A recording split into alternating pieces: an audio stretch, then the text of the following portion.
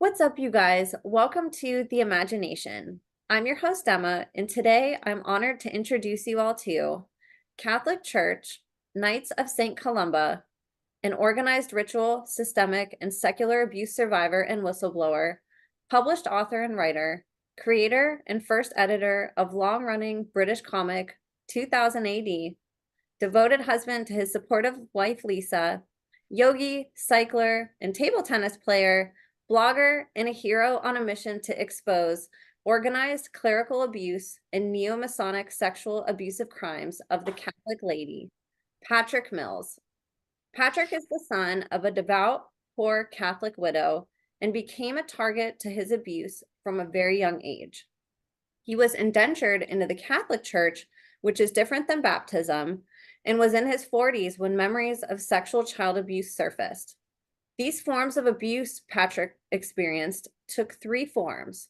The first was organized ritual abuse within the church and through the Knights of St Columba, who are essentially the British equivalent of the United States version, Knights of Columbus. This form of abuse also had elements of satanic ritual abuse. The second form of abuse was organized systemic abuse that occurred within the church and the Catholic college he attended. And the third form of abuse was organized secular abuse. These three forms of abuse overlapped throughout Patrick's childhood. When he recovered memories in the 90s, the British False Memory Society was at its most powerful, copying the American equivalent, which we all know as the False Memory Syndrome Foundation, which has been talked about on the show multiple times. Both foundations are now allegedly defunct, and it was only when Patrick discovered the proven cases of recovered memory in the United States, such as the famous Frank Fitzpatrick versus Father James Porter case, that he realized his memories were actually valid. Patrick believes Catholic canon law is the likely cause of Catholic child sexual abuse, as it provides a license to abuse. Patrick has been offered apologies from the church, the Knights, and a national investigation from his old college.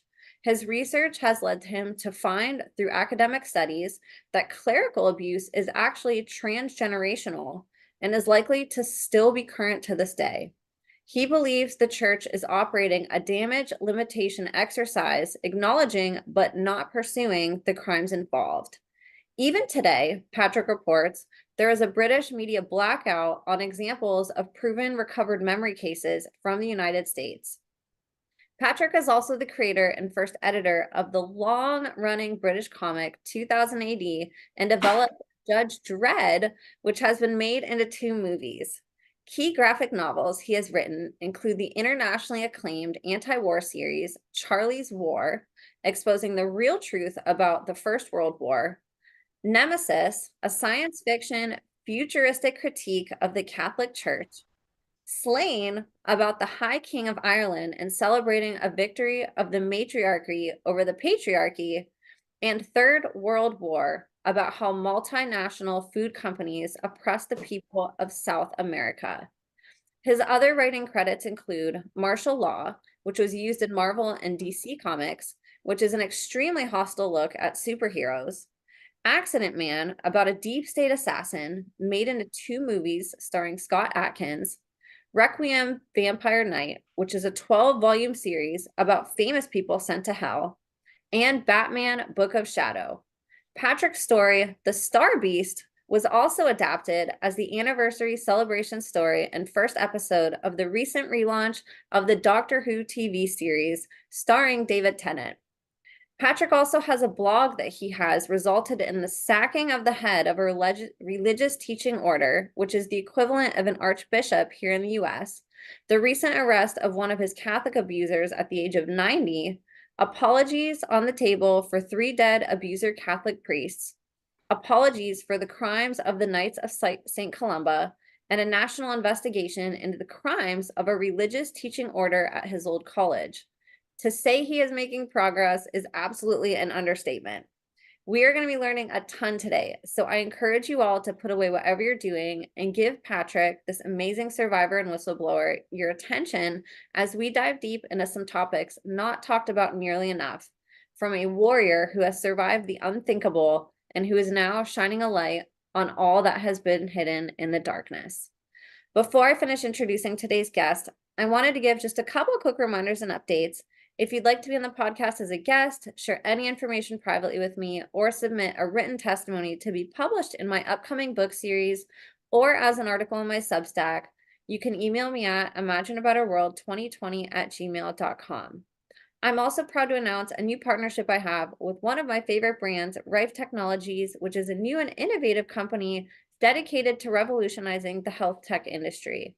The Real Rife machine is an electromagnetic radio frequency device engineered by scientist Dr. Royal Raymond Rife in the 1920s and used to address various health concerns.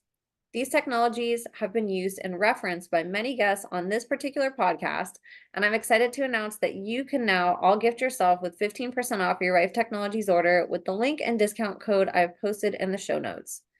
All the rest of my links are in the show notes as well, and I'd love your support across all platforms. Thank you all for caring so deeply about survivors and whistleblowers, and for helping to make the imagination the safest space on the internet for survivor and whistleblower disclosures. So you guys, without further ado, please help me in welcoming today's guest of honor, survivor and survivor advocate, religious and secret society abuse whistleblower, walking miracle, content creator, voice for the voiceless, and a hero more courageous and powerful than any hero ever created in a comic book. The one, the only, Patrick Mills. Patrick, thank you so much for being here with us today. Thank you, Emma. Thank you for that lovely introduction. It's beautiful.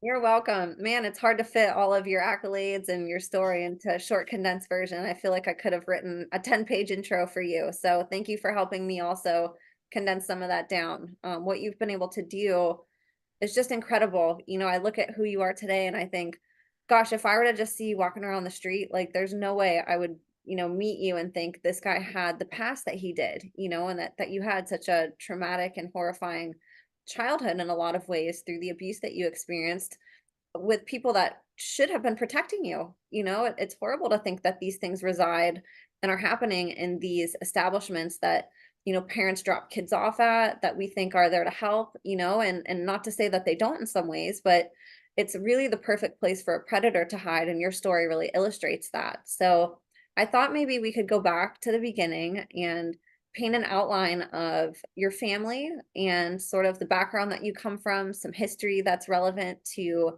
eventually what you ended up stepping into after you were born. Okay. Wow. Well, my mother came from the west coast of Ireland, from County Mayo, and she married an Englishman from the south of England, and the image that's always presented in most societies, but particularly in Catholic societies, is everything is normal.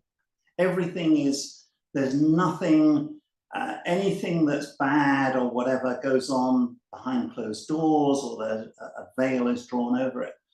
And I think for a long time, I actually bought into that because I didn't have a comparison, and because particularly in Catholic society, you are not brought up to challenge or to question. You have to have the gift of faith, which means you, at its worst, you can be brainwashed. So that if you like, was the sort of background there.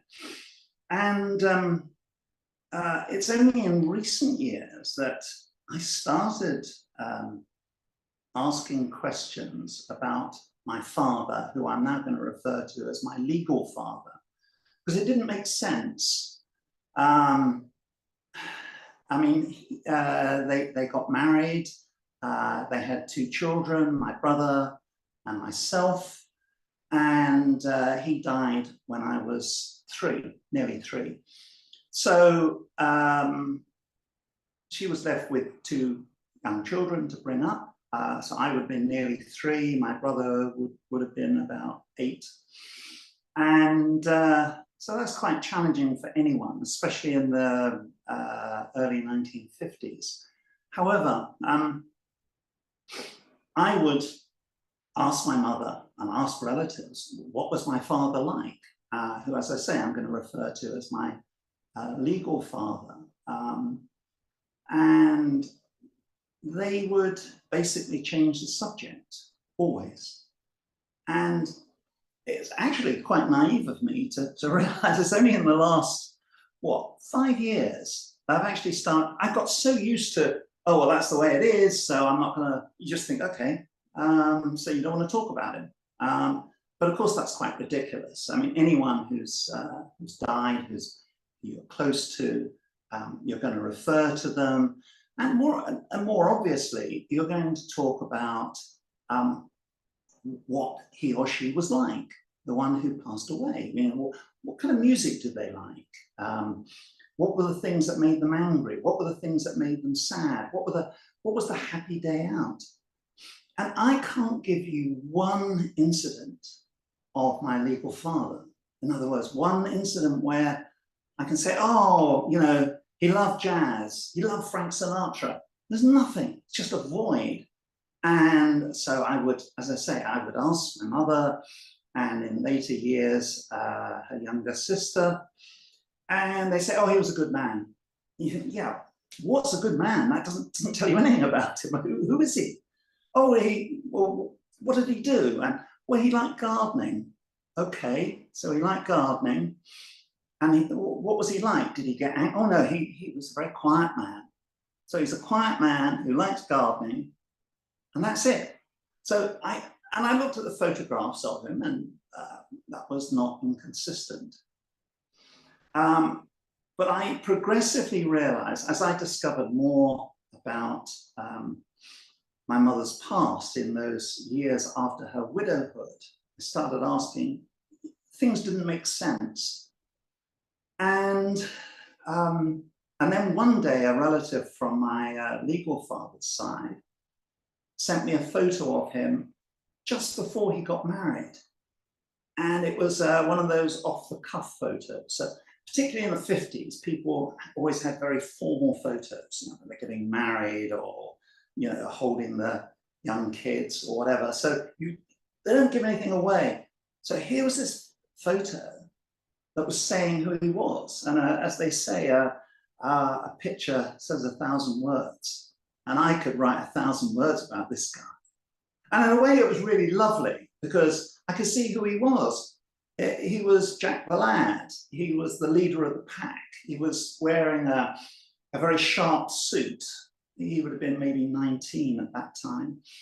And he was obviously imitating gangsters, which were like gangster films were the Star Wars of their day. So he has a cigarette hanging out of his mouth. And he, you know, you can tell from the way he's got his hair and, you know, the cufflinks and the tie. This is a really cool guy. What he's wearing for, let us say, whatever it was, 1943, 1944, here's the business. I thought, this doesn't tie in. This isn't the man that I've had, the quiet, boring gardener. This doesn't make sense. And I'd already looked at other stuff.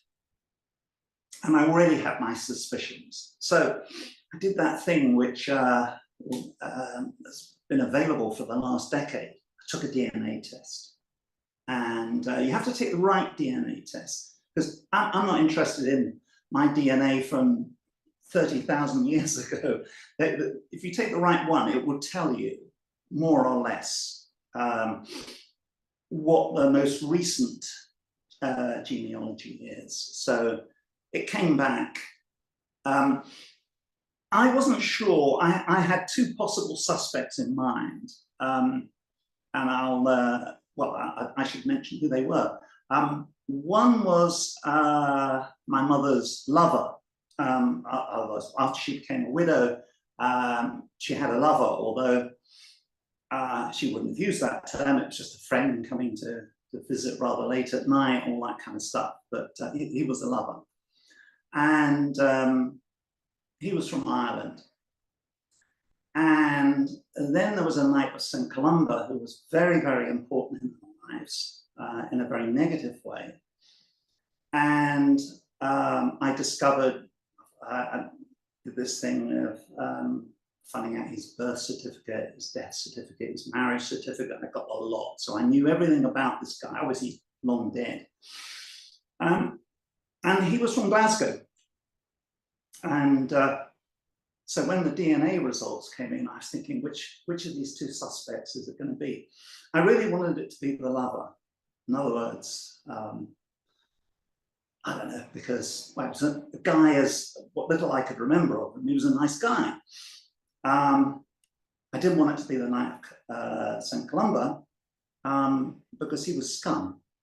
I hated him. So there I saw the DNA results, and my legal father, of course, I should add, comes from the south of England. So geographically, it's pretty possible to work it out. So the DNA results were 50% on Irish on my mother's side, which was exactly what I kind of thought. I think they may even be regional. I'm not quite sure about that, but anyway, it's exactly what I suspected. And the majority of the other DNA was from Glasgow. So I thought, okay, so it's him. Now, it's not evidence to stand up in court, but what I'm trying to do is to make sense of things. So obviously I checked with my legal father's relatives, and I said, do you have any Scottish? You know, is there a Scottish branch? Because this DNA's come back saying that a good percentage, and it comes down to the male percentage because the 50% that's Irish is so unequivocal. You know, do you have any Scottish? And they said categorically no. And in that way that all relatives on all sides of my family, they don't pursue it.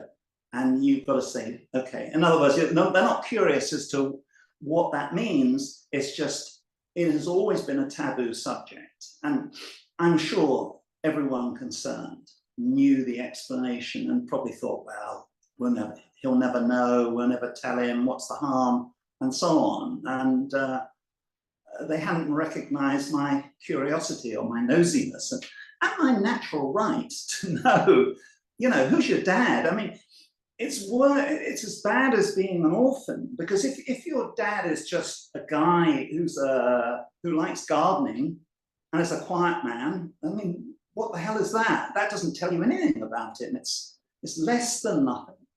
And so they all came from the south of England, so there was no doubt about it. It was this Knight of St Columba. And the next bit is a reconstruction. There's no, I mean, that bit's hard evidence, or at least it's good enough for me. Nothing I can do with it, but it's valuable to me because it gives me a sense of identity. And that is, well, how did that come about? How did that happen? And I can't prove the first thing, but I'm pretty certain it was the case that,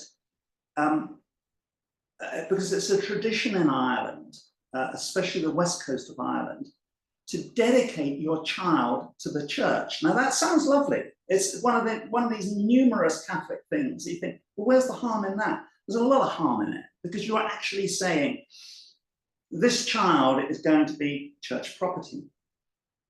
And so I think I was dedicated to the church. Now the reason we get into the thing of, well, how did it come about? And that's not, I mean, when this first came up, I would say to myself, well, that's a bit much, isn't it? Even for the Catholic Church. But it's not, and it's still relevant today. So if I can give you a couple of examples of the climate today, you had that long-running television series, The Handmaid's Tale, which is about where women have to give birth. It's their role in life, and that's it. And okay, you might say, well, that's just a fiction, but of course, as you know better than I will, in the States, it's very much going that way. And you have, in particular, you have J.D. Vance, the prospective vice president, who's saying, what's he saying? the country is being effectively run by a bunch of childless cat ladies. And the subtext of what he was saying was that women who give birth should have voting rights in a way that wouldn't apply to childless cat ladies. So the nightmare world of A Handmaid's Tale, there are elements of that where J.D. Vance is concerned, and he's, as you may know, he's a recent Catholic, and he's also tied in with Opus Dei, which is in terms of these various horrible Catholic religious orders, Opus Dei is at the top. And there's a lot more to it than Dan Brown's version of it, I think in the Da Vinci Code or whatever. And then alongside Opus Dei, he's also involved with, what do they call it? The Knights of Malta, which is another top Catholic order. And I have one survivor's testimony, which says how a past Grand Master abused him. Yeah, so it's a kind of, it was aristocratic. I think Pope Francis has democratized it a little bit in recent years. But anyway, the climate of women being seen as their primary purpose for breeding is still around today. So if we can now go back to the 1940s, I was born in 1949, the pressure on women to produce children must have been colossal. It must have been, I can't even imagine how bad it was. So if you're not producing children, you know, you are in deep trouble with the church. You are in huge trouble. And I know that for absolute fact, because as late as the very early 1990s, an Irish friend of mine who had two children, one, I think he was about 10 and the other one was 6 or 7. And the parish priest, this is in England, was saying, Marie, hope you're not practicing family planning. You know, when are you going to have more children? And her answer, of course, was, well, I can't have more children because it would be dangerous for me to have any more. And that was, in a very typical Catholic way, that was like, well, your first priority is, don't ask me what bullshit they come out with. So this is as late. So if this is going on in 1990, I just think the pressure my mother must have been under, and my legal father. Now, they didn't produce any heirs. Well, he didn't, and the reason for that I can only speculate on. There could be 1,000 reasons. He could have been impotent. There could have been problems between them. He could have been gay. I mean, that sort of thing happened then and still happens to this day. But for whatever reason, he wasn't, you know, it wasn't happening. So what happens in that situation? And of course, I haven't added, of course, that the single most important thing is I don't look anything like my legal father. I don't, you know, I mean, it must have been a bit of a shock for these families who like to cover everything up when this offspring is produced who's got bright red hair and lots of freckles and, you know, okay, I'm tall, he was tall, but that's it.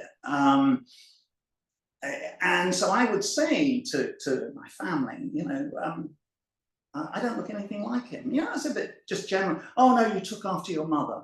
No, I didn't. Not especially. I have some characteristics, obviously, but my mother hasn't got, didn't have red hair, didn't have freckles, or any of the other characteristics. And my brother is different again. And of course, when I told him about all this DNA testing, which is why he'll drop out of the picture at this point, because it's always, I don't want to know, Patrick. I do not want to know. In other words, his safety mechanism, which I have to respect, is just block it all out. It's just, that's his way of staying safe. And I can understand that. It's that's what some people do. They say, I'm not going to open Pandora's box. I mean, in my case, I can remember saying in my late 30s, one of these days I'm going to have to open Pandora's box. I always knew I'd have to do it. And I always knew there was stuff there, but it was like, well, you know, I'm getting on with life, my career and everything. So let's keep Pandora's box shut. So for whatever reason, they couldn't produce children together. Now, the Knights of St Columba have it's certainly written into their various advertisements for themselves. They say how they stand for family and for helping widows and children. In other words, the vulnerable members of Catholic society. I mean, that's the oldest trick in the book, you know, to help vulnerable people so you get in there, you get your feet under the table. And yeah, people still buy into this nonsense. So under what circumstances the marriage was consummated and my brother and I were conceived, I can only speculate. I mean, you've also got to bear in mind that particularly the whole Irish Catholic culture, that there would be a lot of inhibition about sexual relationships. I think one of the worst things of all is that the role model for Catholic women then and now is the Virgin Mary. So it's actually encouraging inhibition and so forth. So I can't, you know, how it actually happened, I can't say. All I know is that the DNA indicates it, that he was my father, this guy. And as I'll get on to, I found out everything I could about him, and I had vague memories of him as a kid. Now, what made that difficult for me, and this probably happened to other people who have recovered memories, is for a while I conflated my mother's lover, this Irish guy, with this Scottish guy, because they both would turn up late at night. And so I'd only have memories of some guy turning up late at night, the bedroom door being locked. And so in my mind, these two people had been kind of merged together. That was quite hard to pick that apart. It took me easily 3 or 4 years because I was trying to make sense of it, especially as a writer. I'm thinking, okay, I'm going to apply all my writing skills here. It didn't work. It didn't work. But eventually the penny dropped. I realized, hang on, we're dealing with two individuals here.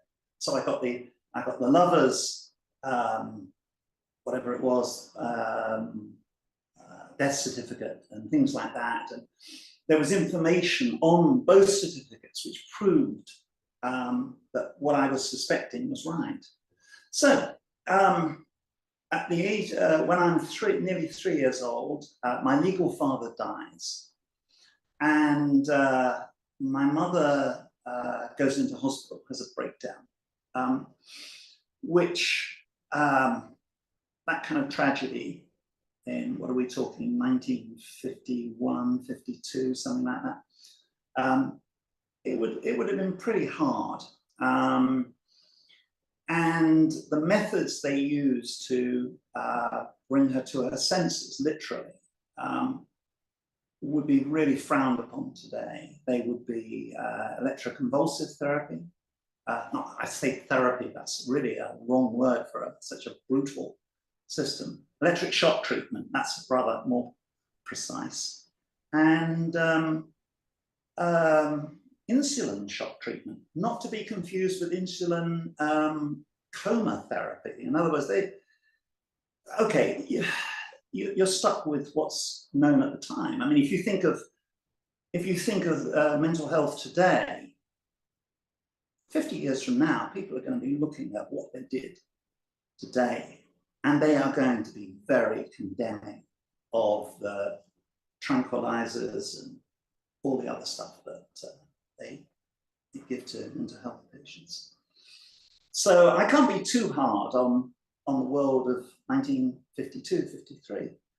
And she was in hospital for a year, which probably was useful for me from a survival point of view, because it broke the maternal bond. So when she returned, although like any, whatever I had been before, you kind of gravitate to anyone who's going to give you love and feed you and all the rest of it. Nevertheless, the bond has been broken, and that, I think, gave me an inherent survival. But she came out of hospital, and I mean, the things that are immediately obvious are, and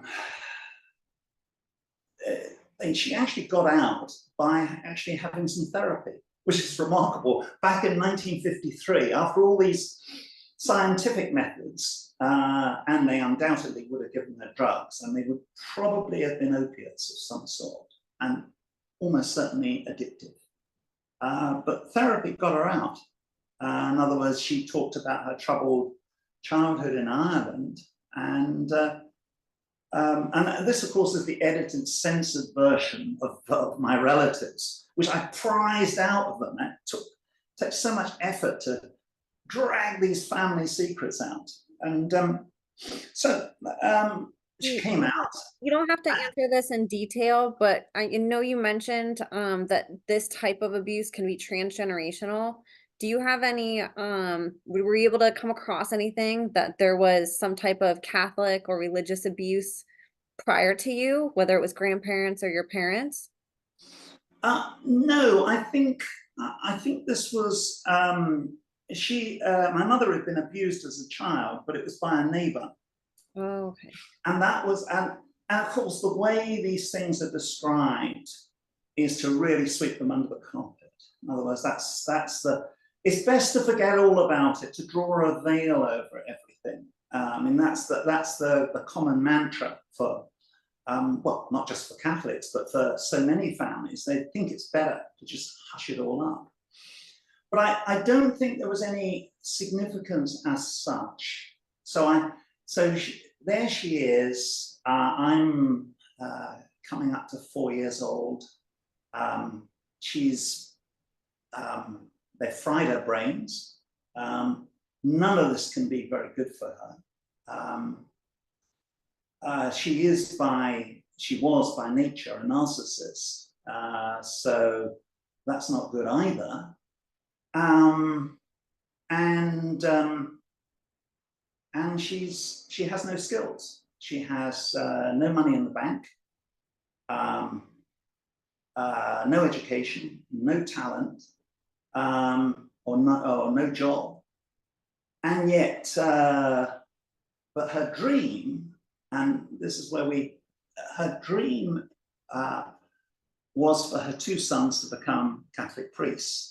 Now, that sounds pretty freaky, but it's actually quite normal in Irish Catholic families. Oh, if your son's a priest, it's a bit like in other cultures where, if he's a lawyer or a doctor, that's the big thing for some cultures. But for Irish Catholics, being a priest, that's the big one, because it creates prestige and probably gives us some level of security. So although it sounds quite weird, I think it was actually quite normal, and there are probably still some Catholics who still think that way to this day. So that's the background. So she has no assets. Her only assets are her 2 children. And so this, I mean, again, looking at it from the outside, I mean, a red line's already been crossed by her being inseminated by this Knight of St Columba. And now here she is, a vulnerable Catholic widow with mental health issues, possibly drug dependent. She's an abuser's dream. You know what I mean? In other words, hey, and she's got 2 healthy kids we can get our claws on. It's effing perfect for an abuser. And you know, so. How old was your brother, Patrick? Was he younger or older than you? He's nearly 5 years older than me. Gotcha, okay. As I say, his method really is to block stuff out. I think awful things probably happened to him, and I've said as much to him. But I think that in other ways, I think he was much more withdrawn, much more of an outside sort of guy than me, and I think I was much more precocious, all of which I think probably, and maybe the red hair and the freckles was a turn on to these scum, who knows. He was definitely in the frame as well, and as I say, he will not talk about it, but every so often he does what I call, he leaks about it. And what I mean by leaking is he inadvertently talks about it and says, yeah, I remember when that priest bought me a brand new bike. And you're thinking, wait a minute, why would a priest buy you a brand new bike? Oh, because he's a kind, generous soul. Yeah, F off. It's not, it's you know, this is how it's classic grooming. So occasionally you get that leak, and that's as far as it goes. So here we have a situation where my mother has these problems, and she decided to throw in her lot with the church and with the Knights of St Columba. In other words, she saw that, I think, as her I guess, escape from poverty. In other words, it's a way forward. It's a way of, she can have prestige, respect, and security in her old age, which is, a lot of people think that way. And so, but only if you are not asking your children to pay a price. And I should add here, she did have choices. There were other possibilities. Possibilities for a young woman in the early 1950s who's early widowed weren't high, but there were other options which did not involve skewing your moral compass. And she unfortunately skewed her moral compass, and you know, whether it's by any combination of drugs, your brain being fried, the pressure of the church, grooming, who knows? It's probably a cocktail of the whole lot. So she was a prime target, and that meant that I was a prime target.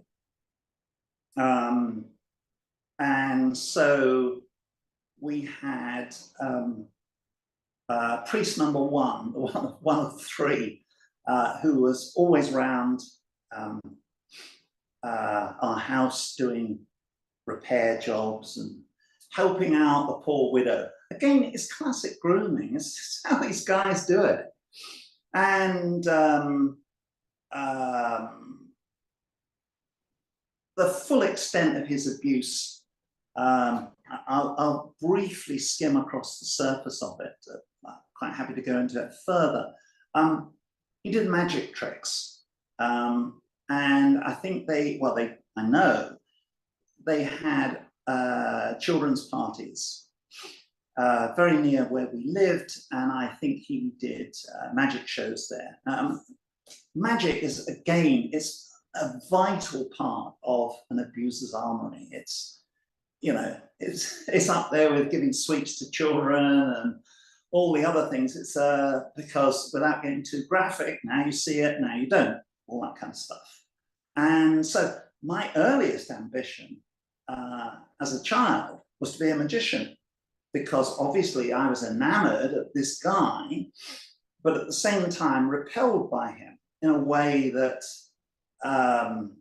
probably the early grooming was pleasant enough, and then you get to the bad stuff, and it's very far from pleasant. But just to give you an idea of, you know, the memories that traumatic memories. The parties were held at like a bed and breakfast hotel near Ipswich railway station, and my mother and I would get the bus from Ipswich town to this destination, and the heading on the bus, the front of the bus, was Ipswich Station X. Now, in the 1950s, films that were X certificate meant they were bad. X meant not just bad, but when you're a child, really bad, dark, horrible, whatever. And so I have recollections of a real sense of terror in catching that bus, which would have been in the afternoon sometime, you know, to this.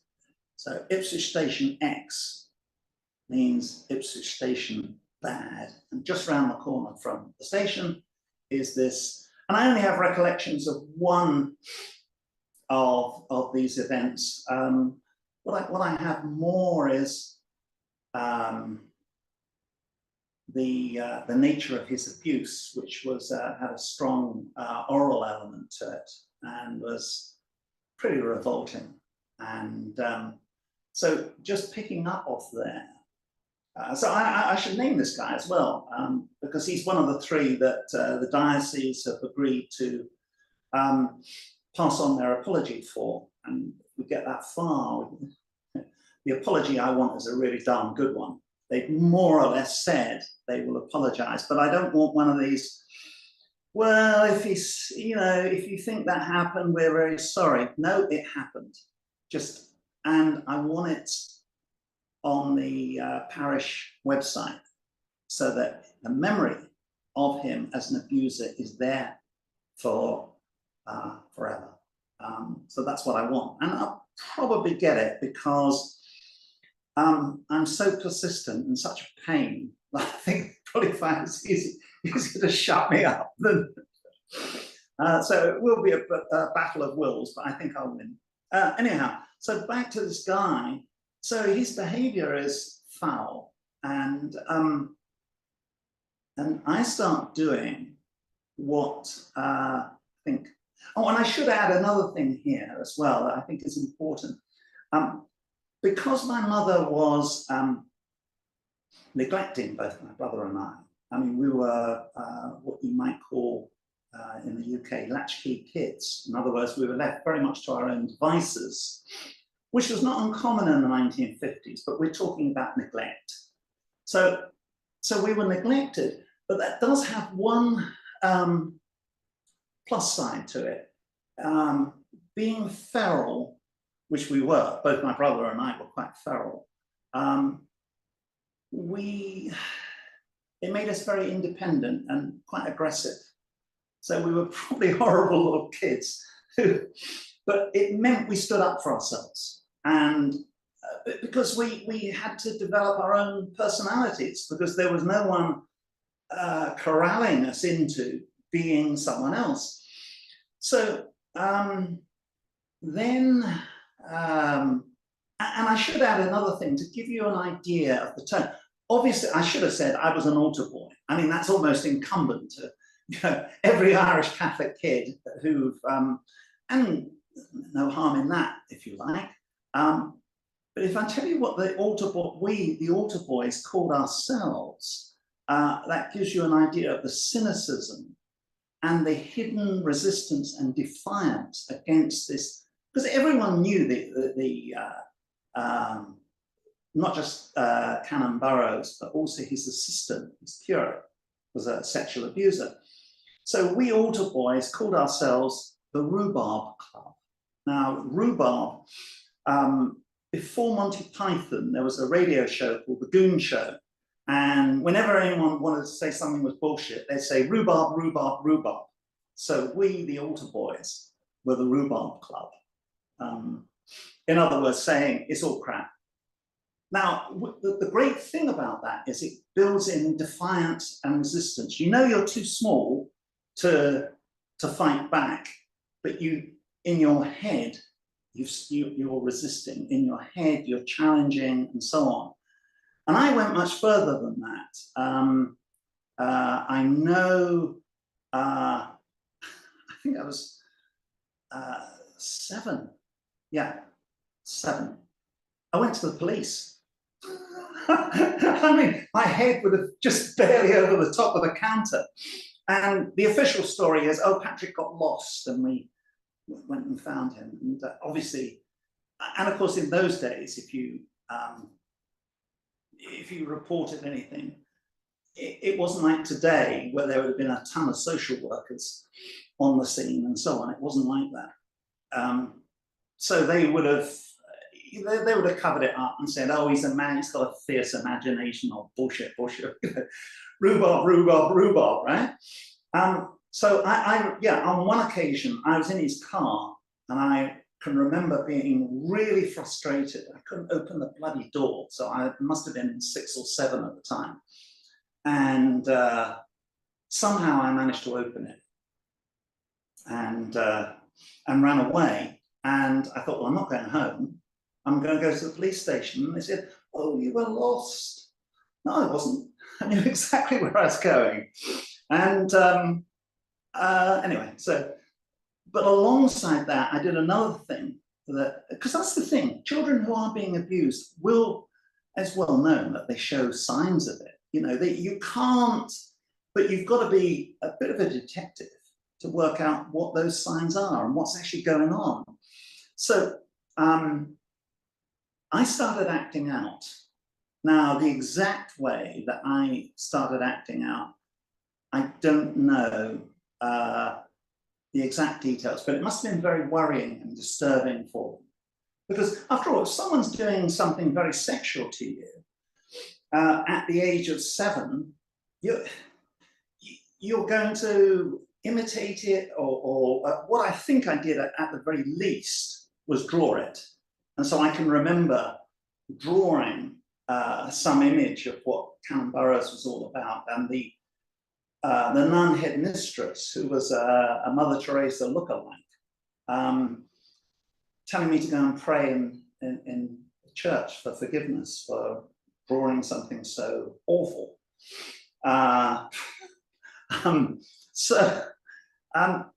But that wasn't the totality of it. I think there must have been lots of other stuff, which, a little annoyingly, my soul has decided not to share with my conscious mind, because I wouldn't find it embarrassing, but I know I acted out in, or I think apart from anything else, it must have been horrible, really. So real quick, did the abuse that you were experiencing at this age, was it just in the church, or were you taken other places as well at this time? Well, the locations would have been the presbytery, which was next to the church.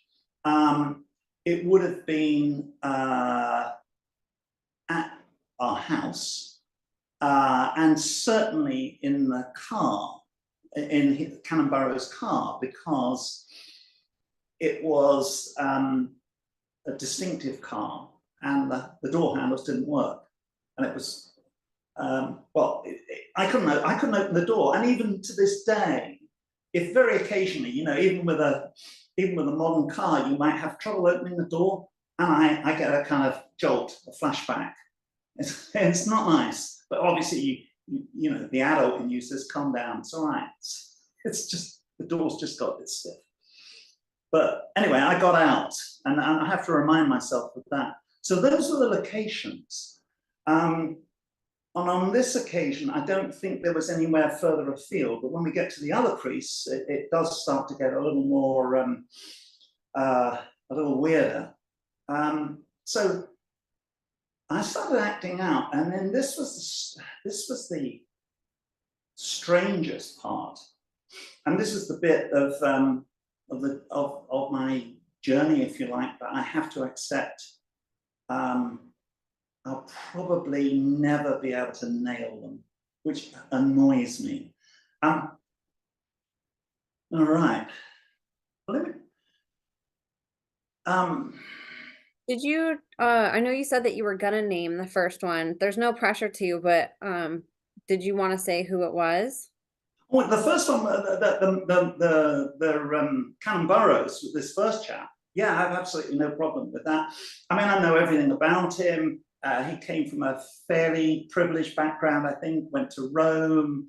I know the seminary he went to. There's obviously, I've done a lot of research. I've looked at the fact, discovered his obituary and so on. But then this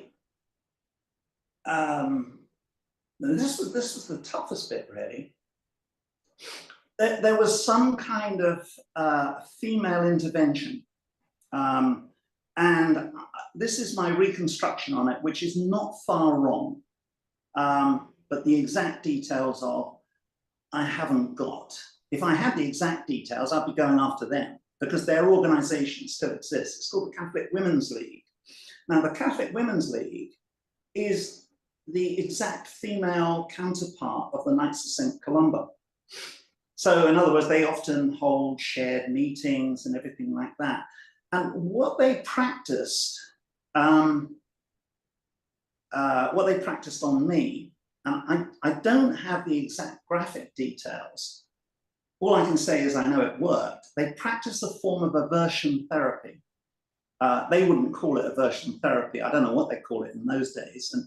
And any kind of, what shall we say, any self-love of any kid, right? Well, it might be frowned upon a bit in the 50s, but from a Catholic point of view, it's like a mortal sin. And I mean, if you look on their websites, even today, I think it's still, you'll still go to hell for anything like that. Even, no, really, things like masturbation and stuff like that. No, I think it's, they try and rationalize it, but yeah, it's basically you're going to go to hell. So they haven't changed. And it's worth remembering that, because I think other religions, they kind of, a bit flexible with the times.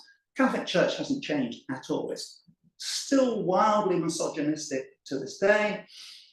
And anyway, so how they dealt with me acting out, I don't know. What I can say, and this is the irrefutable proof, is I stopped therapy was a couple of years ago now, and I last round was took about 3 or 4 years. Now, 50% of that therapy was not on these priests, not on all the people I've mentioned, and you mentioned in your introduction, it was on Catholic women, and not my mother. And it took a long while. So I would go for session after session, weekly session, ranting about these women, and desperately trying to find stuff out on them. We're probably, I mean, just to set this in context, people who are, they have today conversion therapy, which has only just been outlawed, probably outlawed in the States as well, I would imagine. It's just about been outlawed in the UK. But essentially, it's a very pressurizing form of therapy to stop kids who are gay. And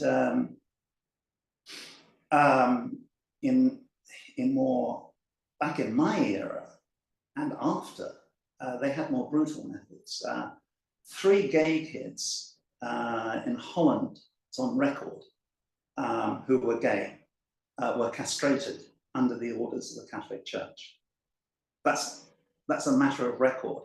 In the 1970s, kids who were gay had hospital treatment. This is in the UK in the 1970s. It's in the media. Were given electric shock treatment of, I don't know, some sort of Clockwork Orange type thing or something.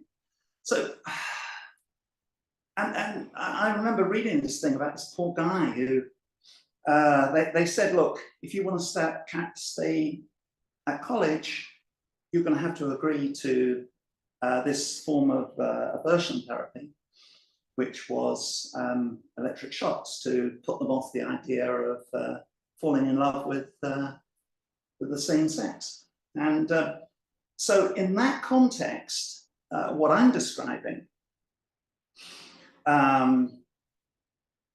is small beer. It's nothing. You know what I mean? In other words, a child's acting out. He's perhaps having dirty conversations, dirty this or that. Right. We need to sort him out. And so, as I say, 50% of this therapy that went on for 4 years was primarily around these women. And again, it comes back to the sad thing. It's so sad at the same time, because they're acting on the orders of men, you know, and these aren't stupid women. These are not housefrauds. So, oh, we'll just do what the men say. These are. I mean, if you looked, for example, at the Catholic Women's League handbook, which is online, the Canadian one, but it might as well be the British one. That's all the same thing. It's a detailed defense of purity, and it basically, it's like a Stepford Wives handbook. It's like a sort of turning women into robots. But Catholic women weren't like that. That's why this took me so bloody long to work out, which is so annoying. Because if I thought, okay, they're just a bunch of, you know, in the 1950s, we had this sort of thing where there was the housefrau, you know, waiting for hubby with the carpet slippers and everything. Surprise, surprise. I don't think women were ever like that. But that was the image we had programmed into us. So I'm thinking, I can have a couple of sessions on this, get rid of a couple of therapy sessions. And the more I went down the rabbit hole on this, the more complex it became, because women are they're having to act against their own nature with this impossible role model of the Virgin Mary. And we'll get on to the opposite of that later. And but some of them had far more intellect than the Knights of St Columba. And that falls outside I mean, all I want to do is make sense of it and then forget about them. But there's a bit of me that's intellectually curious as to, they followed what you might call inner cults, which perhaps rationalize the irrational. In other words, rationalize this level of purity and control. And maybe on some level, it even gave them a control over men, which they perhaps, it was almost an outlet for their own, who knows? I mean, it's too complicated. All I remember was it cost me a lot of cash. You know what I mean? You were talking, I don't know, offhand, it must have cost me £2,000, something like that. I don't know, somewhere in that region. Enough to hurt and enough to say, well, that's evidence, for me at least, you know? So, and I think on some level, without getting too graphic, I think it worked for a while. It sort of worked. Again, I don't know. So, but there's indications that it probably worked. And so these weren't just a bunch of mad women descending on this 8-year-old kid. And again, if this all sounds wildly eccentric, you've got to remember that before the war, this was the era where of the most notorious figure wasn't a Catholic, it's a guy called Kellogg, the guy who created Kellogg's cornflakes, which he actually saw as a way of killing your sex drive. You really, yeah. I mean, the Kellogg's, he raved about the evils of masturbation and so on. I mean, he was just like completely. But it's easy to look at him, and in fact, there's a movie made about it, The Road to Wellville, which I can't seem to track down. Wellville was this sort of paradise or place that he created where people would lead healthy lives and all the rest of it. But he wasn't unique. people thought, I mean, this would have been in the 30s. Now, if you go back to Victorian times, the Victorian attitude to all this was obviously far worse. I'm not going to go into it, but so some of this still exists in the 50s and 60s. These mental attitudes, they don't just die off with one generation, they carry on. So anyway, one way or another, I spent a fortune dealing with these characters. And I suppose the annoying thing is, because I can't prove it, I can't turn around to the whoever is the relevant part of the Catholic Women's League today and say, hey, you know, because I know they're going to deny it. And go, what are you talking about? You know, because it sounds so ridiculous. I also have had, I know of at least one other survivor who something like that happened to. So I know it's not as, you know, it's not like I was being singled out. And possibly their motivation might also have been because I'm being groomed to be a priest. So, you know, I'm valuable property. So we don't want this kid going around with what they would see as grubby sexual fantasies or whatever. And it all stems back to this pervert, you know. So just to finish off on Canon Burroughs, he was the first guy I did this therapy in the 90s on. And I went along to a therapist and I talked about this stuff. And I'm obviously talking about it in quite a nonchalant way now, but I can assure you in the early 90s, I was screaming my head off. In other words, it was not good stuff. And I always said to this therapist, I said, look, is it okay for me to scream? Because she was in this like shopping center, and next door was a beautician's, a nail parlor. They're doing women's nails. And she said, no, it's fine, just carry on. And I was thinking, oh God, you know, because hopefully the walls were fairly soundproof. I don't know, but or maybe they just turned the music up or something. Anyhow, so she said to me after I ranted and raved about Canon Burroughs, she said, look, you can come along to me every week and you can say how awful it was and how much you hate him and blah, blah, blah. She said, or, and I can take your money, or you can do something about it. And that was, bless her, that was wonderful advice. She said, or you can do something about it.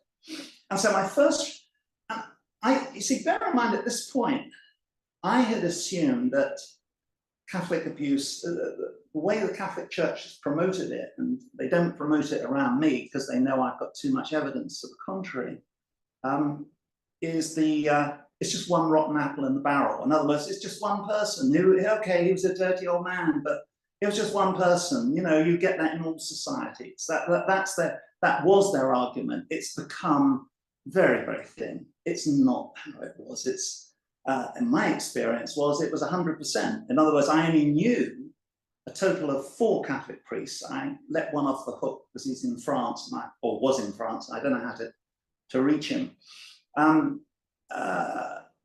But it's 100%. So here am I, this child, being raised by a devout Irish Catholic mother, and every priest I'm in contact with is an absolute pervert. And it's like, yeah, bad luck, Pat. You know. She said, "Oh, you can do something about it." And I had just assumed, because at this point in my journey, I was quite naive, and I just thought, okay, I'll have some therapy sessions, rant about this guy, and then be on my way, because there'll only be this one. I didn't think there was another half a dozen in the, you know, lurking in the wings. And so I suppose I thought of it a bit like a victim, you know, in other words, poor me. And then I thought, okay, what can I do? This guy's dead. But there was something I could have done. And what I did, I hired a private detective, and I said, find me Canon Burroughs' grave. And sure that wasn't that difficult for him to find, and because my intention was to get an aerosol spray can and write pedophile across his headstone. I know of others other survivors have, I know one survivor who, admittedly, she owned the actual headstone, but because it was a family relative, but she actually knocked down a headstone with a sledgehammer. It's confronting the evil, you know, face on. You've got to do it. In other words, and so it's beautiful advice. This, I mean, okay, you know, what's going to happen if? And I was really prepared to do it, but knowing that I had made the effort, I knew which aisle he was in the cemetery, all this kind of stuff. I still got the details, it meant that I had power over him. In other words, I have the power now. You don't have the power. I can come along, even now, after a lifetime. I can still go along with a spray can and put pervert across his headstone. And yeah, what, you know, what are the cops going to do? Probably be quite sympathetic, or just say, look, F off, kind of thing, you know, or whatever, or just be a bit more discreet about the way you do it. So that was the end of the Canon Burrows story, and then the second one, which was going on almost simultaneously, was his chaplain, and that's when I started to. I mean, there were gaps and intervals in all this.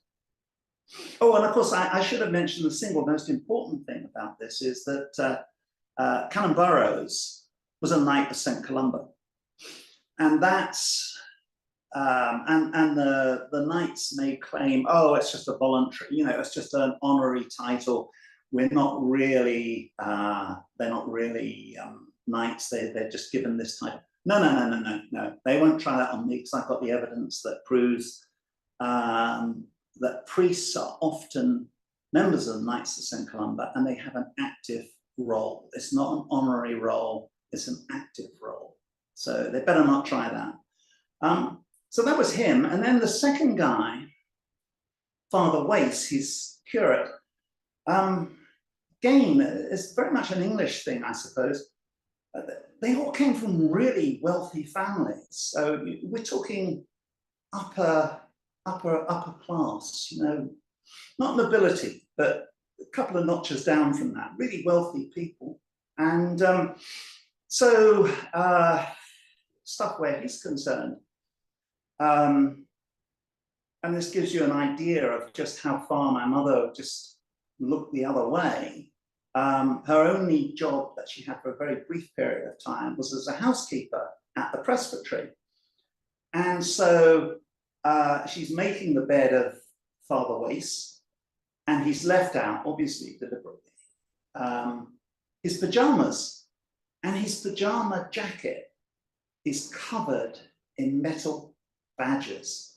Now, if you're a 7 or 8-year-old boy, metal badges like that, you know, they would have been the equivalent of Star Wars today or whatever. In other words, these are badges that if you're an 8-year-old kid, and I can remember looking at them and saying to my mother, wow, I didn't say they were cool because we didn't use that word in those days, but that's really what I meant. Wow, look at these badges. He's got, you know, all these ones I want to collect. And you're thinking, bloody hell, that's so. And the other thing, of course, is that nobody in their right mind can sleep wearing a pajama jacket that's loaded down with metal badges. We're not talking about plastic badges. We're talking about metal. It's just not possible. They've got pins in the back of them and so forth. They're heavy. So that strongly suggests he went in for sleepovers. And what I know, from what I remember, he also groomed me with a book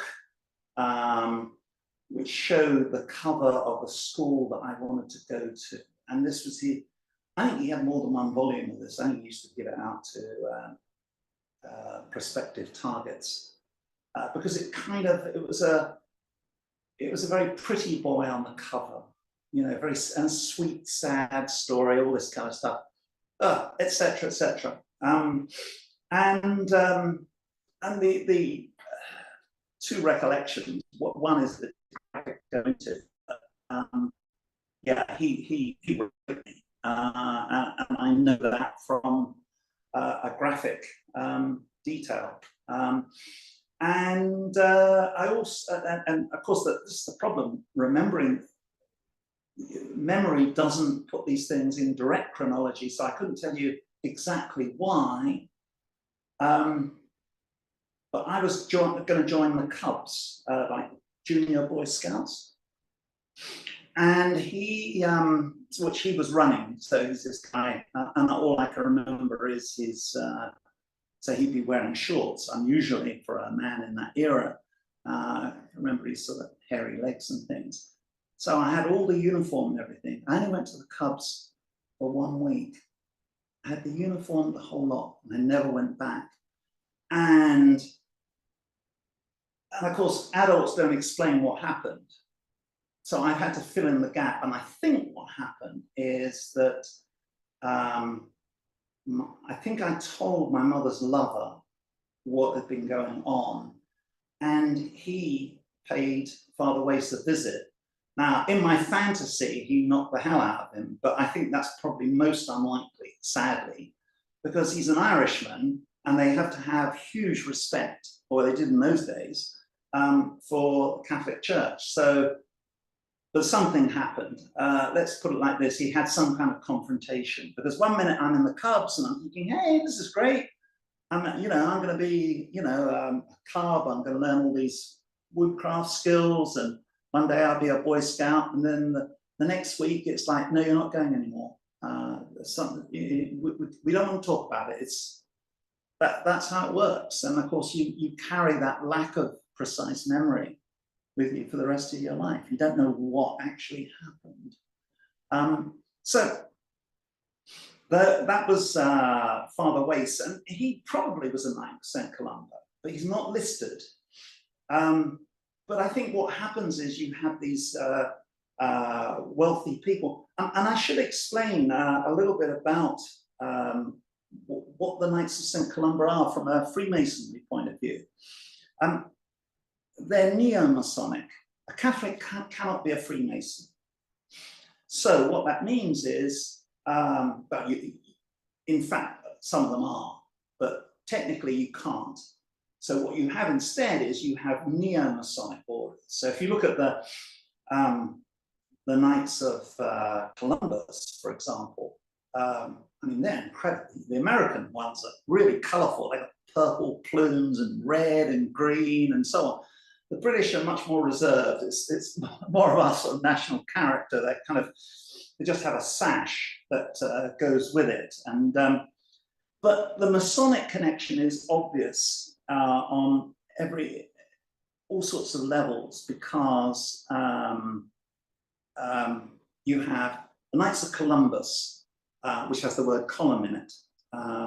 You have the Knights of St Columba. You have the Irish Knights of St Columbanus, and it's to do with columns being relevant in Freemasonry. And you'd see from that link I sent you, where they actually describe a ritual of the Knights of Columbus, and the Knights of St Columba are a direct copy of that order. The only real difference between the American religious order, because I think that's what you would call them, and the British one, is that the American one sells life insurance. So it's a big, very profitable company. Whereas the Knights of St Columba in the UK doesn't sell life insurance for whatever reason.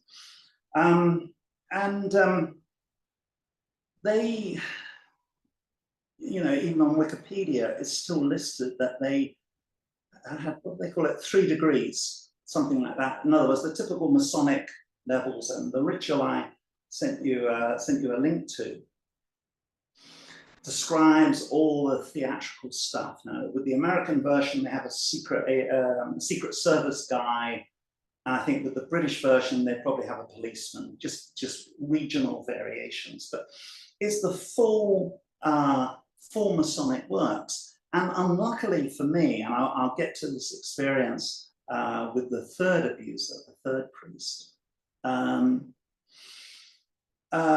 it was still going in the 1960s. And then, according to Wikipedia and to their own website, they stopped their whole neo-Masonic thing around about 1970. And their reason was they wanted to modernize. Well, that's bullshit. It doesn't make sense. I mean, if you think of could you imagine Freemasons saying tomorrow, right, we're going to drop the aprons and we're going to drop the, you know, funny handshakes and all the rest of it, and we're going to modernize.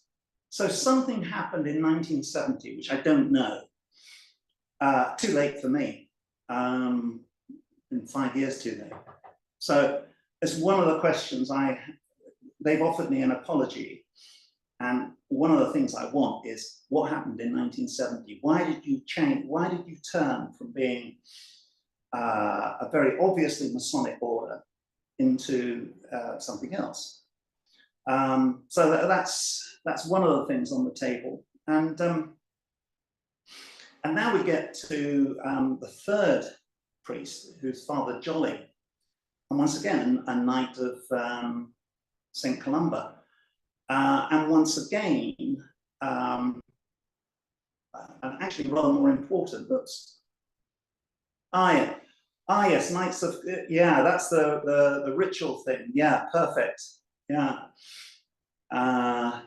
Right, a complete ritual and history of the first 3 degrees, including all secret work by a former member of the order. Yeah, brilliant. And so those 3 degrees disappeared where the Knights of St Columba are concerned around 1970. I don't know about the American one. I know that the American system continued for much longer, and they have a system which was still going to this day. Yeah, so it'd be looking down that page, it would be the initiation of the 3rd degree. That 3rd degree one on page 59 that you know, has all the weird stuff. Well, I mean, it's all weird. I mean, you can see it's cloaks and robes and captains of the guard, decoy priest. I mean, that's the other thing with it is it's psycho-coercive. So it's a test for the initiate that they kind of test him with a kind of premise of black is white and all this kind of stuff. Now, this is only their admitted, my God, it's like something out of Eyes Wide Shut. It's horrible. Ah, God. I have also a dagger, and you will take this dagger, bare your arm. It's, oh, God. Now, of course, modern day Knights of St Columba, when I published this stuff, they haven't denied it. They just said, look, we've modernized, we've changed. This is all, why are you printing all this rubbish? Well, that was 1920, and Freemasonry hasn't changed that much from 1920. I mean, what about all this stuff? So are you saying, obviously I didn't make this up, you can see it there in black and white, but so, I don't know. That's one of the things I want an acknowledgement from on them. I mean, it's just, and this is just the stuff that's published. Never mind the stuff that, the secret work. Oh, God. It's duly accredited members, blah, blah, blah. The great, oh. It's been a while since I looked at this stuff. One password, Knights of St Columba shall rule. And I should add there, and to bear out what I was saying earlier about the role of knights and the family, the Knights of Columbus describe themselves as the church's strong right arm. Strong right arm. That's quite aggressive. There's an aggression behind this. And I think, you know, that aggression, it's a kind of Irish thing in a way. It's not specifically Irish, but I suppose because I grew up in an Irish Catholic environment, I mean, I have an Irish passport, so I tend to see it in those terms. But to give you an idea, I mean, what are these people like? And maybe I should briefly, before I get on to Father Jolly, who is very much the linchpin of this whole Knights of St Columba, maybe I should just describe what were these people like. Well, they were bullies, and I've heard that from several sources apart from my own recollections. Heavy drinkers, full of their own self-importance. So if you saw them in a procession, and this is a strong childhood memory, their chests are puffed out and they're looking, you know, I'm really someone. Obviously they hit the dressing up box, and so they think they're really special. And if I was trying to think of anyone who your American audience would know, a dead ringer for the Knights would be Bill Donahue, who's the president of the Catholic League, and he, I think, has appeared on American television quite a lot. And he's quite memorable because a critic challenged him about Mother Teresa and her supposed holy works, which is certainly open to a lot of criticism and debate. And he was furious. And his reaction was, and this is relevant because this is just what the Knights were like, especially to me. I mean, obviously at 7 or 8, I'm not gonna take them on. But wait until I tell you about when I'm 13 or 14, you know. Bill Donahue's reaction to someone casting aspersions on the sainthood of Mother Teresa was something like, you don't talk to an Irishman like that. I'm going to take my jacket off and I'll meet you outside because we need to sort this out. You know, it was something along those lines, quite famous for this particular interview. So what he's saying there is, if I can't convince you with words and logic, then I'm going to convince you with violence. And that's really how, that's my recollection of the Knights, and why, you know, I have to deal with it, and I have to deal with them and get an apology, not just for the sake of my soul to complete that part of my life journey, if you like, but also, as I hope we'll get onto, because they're still active today.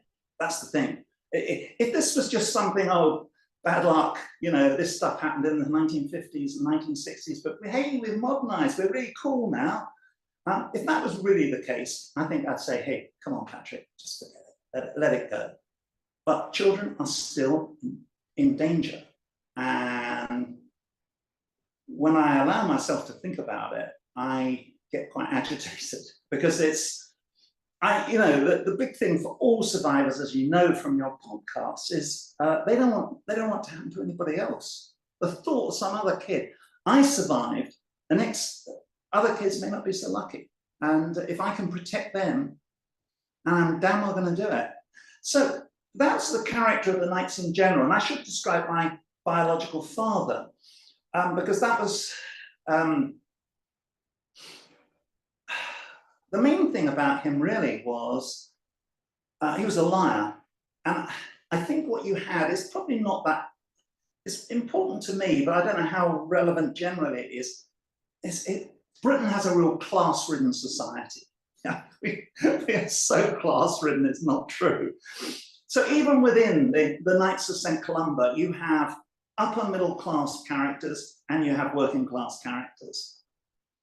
And my biological father was not a heavy dude. He was a working class character, but he had made I would say he traded up. He made a very successful marriage to someone very wealthy Catholic woman. And And so he was full of conceit, and he was a liar.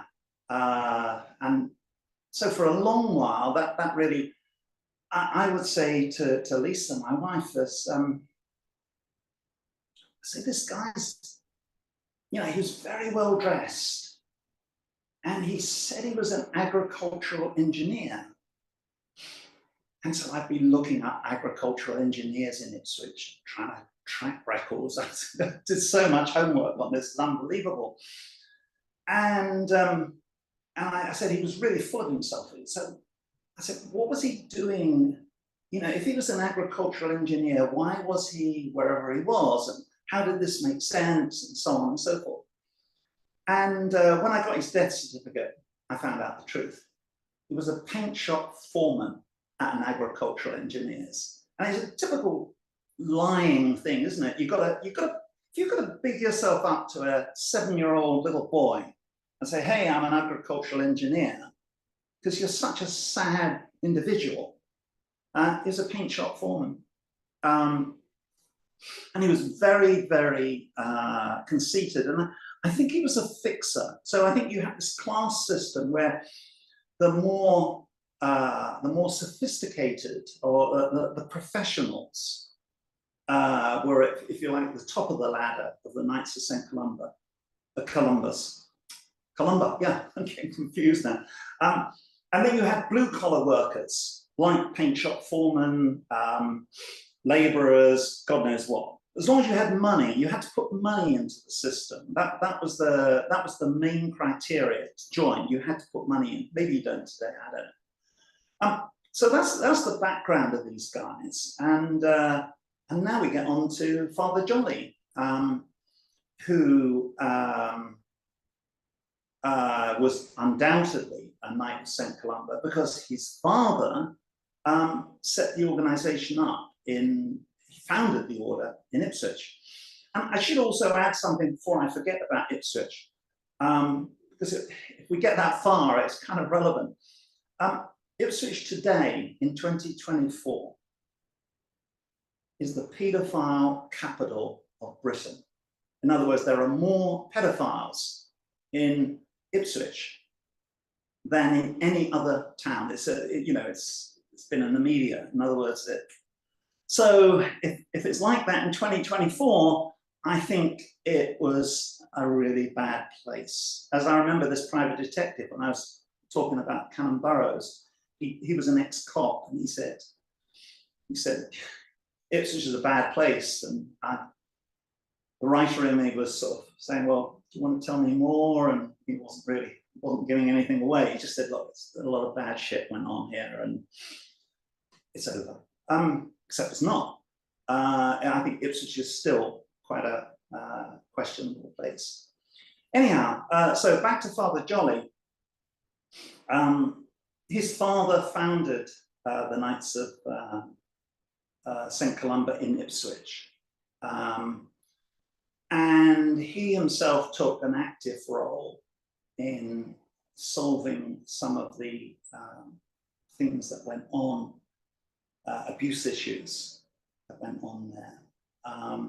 He's quite a complicated character to get into. Officially, the Knights of St Columba say he was never a member of their order. And that's a lie, because, you know, I actually have the testimony of another survivor, which proves beyond any doubt that he was. And just dealing with that other survivor's testimony, he said that the Knights, in a certain sense, rescued him from the brutality of the school I went to, which was a de la Salle school. They're not Jesuits. Jesuits are at the top of the Catholic educational order, and then below them, one notch down, are the de la Salles. And so it was still a very fancy school. Anyway, so Father Jolly, according to the testimony I have from him, a written testimony, says he was tape recording the confessions of children in the confessional, you know, which is as pervy as you can get, you know. In other words, we've got 11 or 12-year-old boys talking about whatever 11 or 12-year-old boys feel guilty about or feel they've sinned or whatever, and he's tape recording it for his pleasure. He used to take me out on his yacht. We're talking serious money, you know, we're talking, I mean, that couldn't happen today. If someone said, oh, Father so-and-so wants to take me out on his yacht, you know, you'd be contacting the social services. I mean, we have made that much. So he had a yacht, and I would go out on his yacht with him. And I don't remember what took place on the yacht. It's one of the frustrations of recovery is that I get certain things come up and enough indications to know he was grooming me, sort of exposing himself, things like that. So supposedly accidentally, but not really. You know, it's sort of, in fact, I can remember that. Science. What else did he do to accumulate so much money? Do you know? Well, yeah, there's an interesting story there, which I won't really get to the bottom of. I think his family were gentlemen farmers, and they actually have, they're still around in Ipswich to this day. I think they have a lot of real estate, a lot of land that but they were chicken farmers, but there's more to them than that. They were, as I say, I think they what we would call in the UK gentlemen farmers, and they were rabidly Catholic in a way that it's almost impossible to describe today, but it's reminiscent of a bit of that Bill Donahue incident I was describing, where because his father had a sister and a daughter who were Carmelite nuns. That sounds quite unusual, but in those days it was not that unusual to have, you know, members of your family who became nuns. I mean, to put it in context, my mother's sister was a nun. One of my mother's sisters was a nun. And so he had, his father had these two members of his family who were Carmelite nuns, which is I think it's a very sheltered, hidden order. And a kind of evangelist had said they're being held against their will. And his father went nuts because it made the local papers. And he did a kind of Bill Donahue and sort of said, right, I'm going to take you on. How dare you say that, you know, members of my family are being... So that was him. And then he also, and this is very relevant to, it's an interesting area and frustrating because it's not, I have the skills to look at. The Knights of St Columba basically financed the school I went to. St Joseph's College, Ipswich, run by the De La Salle monks. So they, when I say funded, it doesn't mean that, I mean, we're talking about people who are, say, bank managers, lawyers, surveyors, teachers, professional people. But it's unlikely that they would have had the huge amounts of money required to buy up a huge piece of real estate. We're talking the British Catholic grammar school system is, at the top you have public schools, Eton and so on, which our members of parliament have often gone to. And then a couple of notches down, you have the grammar schools, and some of them are quite posh. And this was a case in point. And this is where my mother, bear in mind, this is as poor as a church mouse, she's determined that my brother and I are going to go to St Joseph's because it's prestigious and we're made for life, and also she's made for life, and we will probably go on to be priests, so all's well. So the Knights founded the, or when I say finance, they probably facilitated the money. Where the money comes from is almost impossible to know. The theory of insiders is it came from there's Catholic aristocrats who sort of survived the Reformation, and but it's surrounded by so much secrecy, you'll never get to the bottom of it. And in fact, when I've managed to have quite a long series of local newspaper exposés, and 2 young female journalists really went to town on the finances of St. Joseph's, and they said, we're going to do a real deep dive, because that's what you ultimately have to do with these kind of people, is follow the money, because that's what it's all about. It's all about money and so on. And they couldn't get to the bottom of it, and they were trained, probably not as financial journalists, but they were still trained as investigative journalists. And they said, we're just going round in circles here. It's all been so carefully hidden. And of course, if there was nothing to hide, why go through all this? It's very typical of the Catholic Church to hide your sources of money and everything else. So back to Father Jolly. He's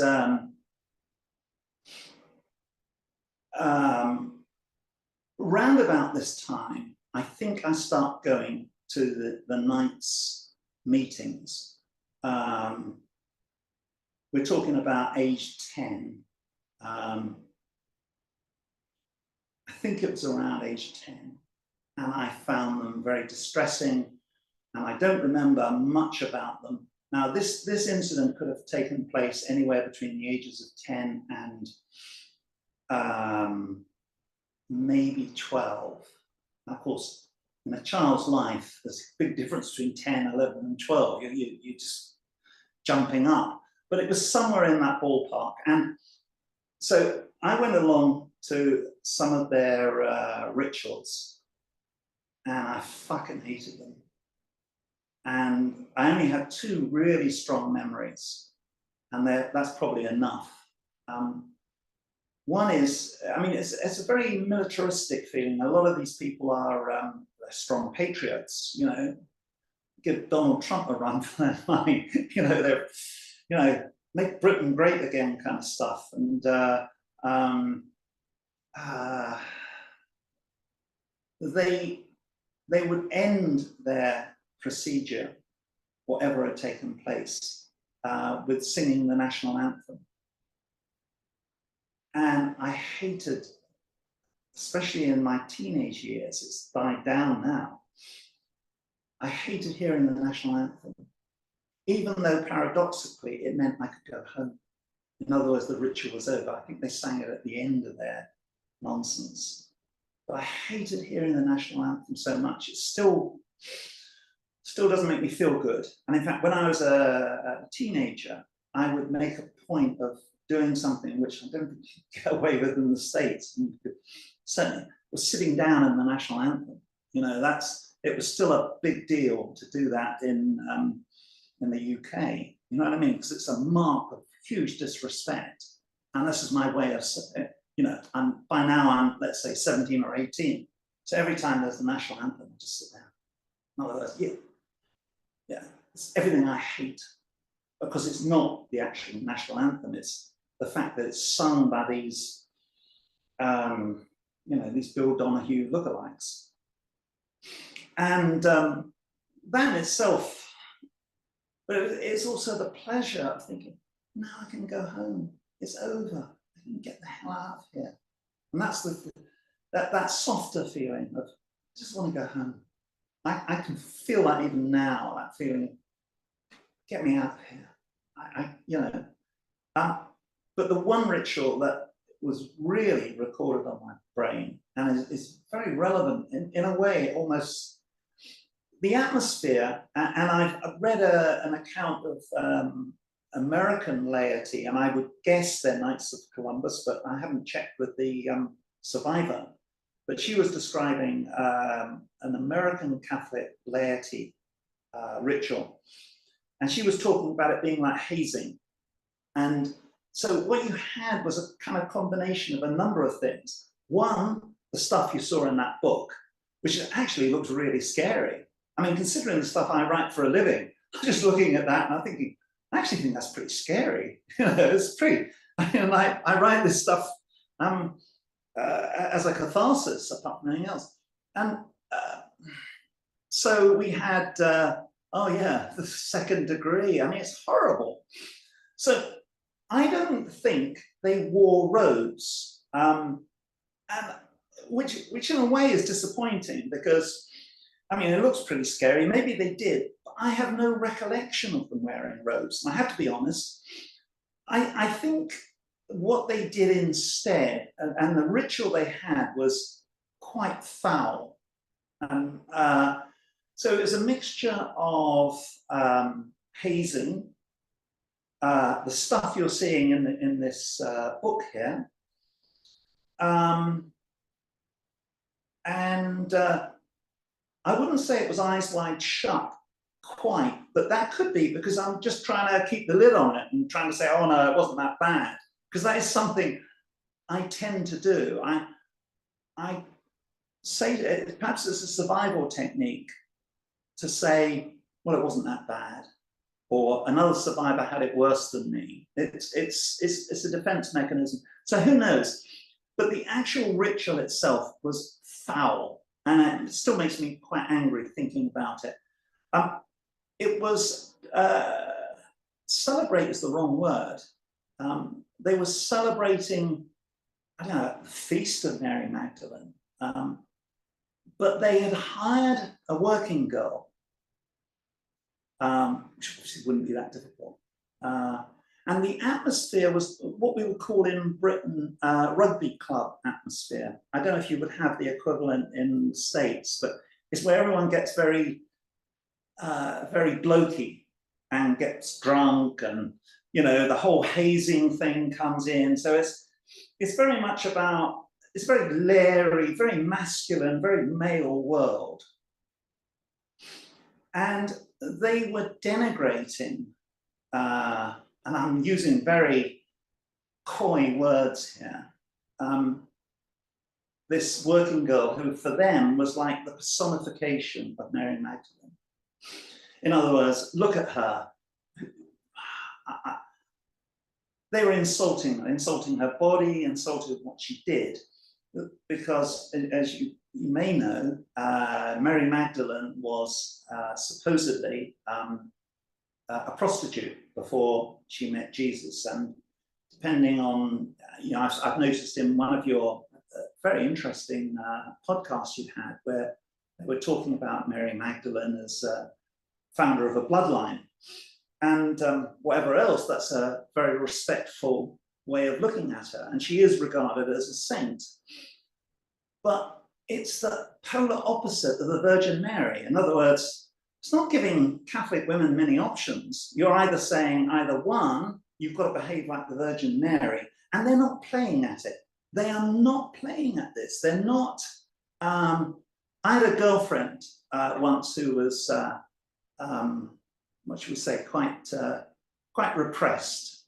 And she said to me, I went to a Catholic school and the nuns did a good job on me. And so she can't be herself because the nuns did a good job on her. And I canvassed this on Facebook and been blocked by Catholics who really don't want the truth to come out, that certainly in my generation, and I bet it's not that different today, there is meant to be no pleasure in having sex. It's purely for procreation, which brings us back to my poor mother's scenario with these, and they actually, you know, that's actually how it is. It's because they cannot acknowledge true reality. So they have to have these artificial versions, which is the Virgin Mary on the one hand, and here is this Mary Magdalene, who is a prostitute, a whore, all that kind of stuff. Now, Catholic Church will try to tell you today that they've changed all those attitudes and that all that misogyny does not apply. Yes, it does. The Catholic Church is based on not changing over 2,000 years. That's its strength. And one of the problems is if you try changing it, you pull one brick out of the wall, the whole lot's going to collapse. So I can understand their logic. And so what that means is, I have quotes of the misogyny, the attitudes to women, even to use as quotes. I think I would probably, I'd probably balk at repeating them, even on a program like this, because they're just disgusting. So what they're really saying is, we men are what it's all about, and women are to just be used and abused or whatever. And of course, it reflects very much the unenlightened era. You know, this is pre-feminism, that we're talking 50s and 1960s. So it's not a good time anyway. So you can have these kind of attitudes and people aren't going to pick you up on it. Whereas today, you know, you get cancelled for coming out with just a fraction of this stuff. So that thing was horrible, and exactly what went on, I couldn't honestly say. I know that I was abused at some of these events. I only have very vague recollections of exactly how and where and so on. You know, it was horrible. And just one, I mean, one of the things, I mean, what I'm describing there is a kind of, it's sort of Masonic, but it's sort of despising women, and you're also getting drunk at the same time, which is pathetic, but it's very much a reflection of that era. But I should say, I don't know about in fairness, but for accuracy, they also had a kind of culture about what they did, and that's confusing as well, because this is the trouble with my memories. You get these disgusting, dirty memory like that comes up, and then you get these others where they're trying to aspire to be sophisticated and cultured, and that, of course, is a very commonplace way of hiding abuse. It's, if you make out it's art, it's okay. Going off the subject just for a moment, there was a German book which was meant to be an introduction to children, using photographs of the facts of life. Now, even allowing for cultural differences with Germany, this book was a coffee table book like that. It was, you know, that thick. You know, a 6-year-old kid couldn't lift that book off the coffee table. You know what I mean? In other words, but they can say, oh no, we're doing this book as instructions for children, you know, with photos. It's just for them to get off on. So you've got all that. That's a mark of the kind of pedophile world that was going on around me. And so, for example, I know one of the locations where this stuff went on, and it was a place that I lived on our social council estate,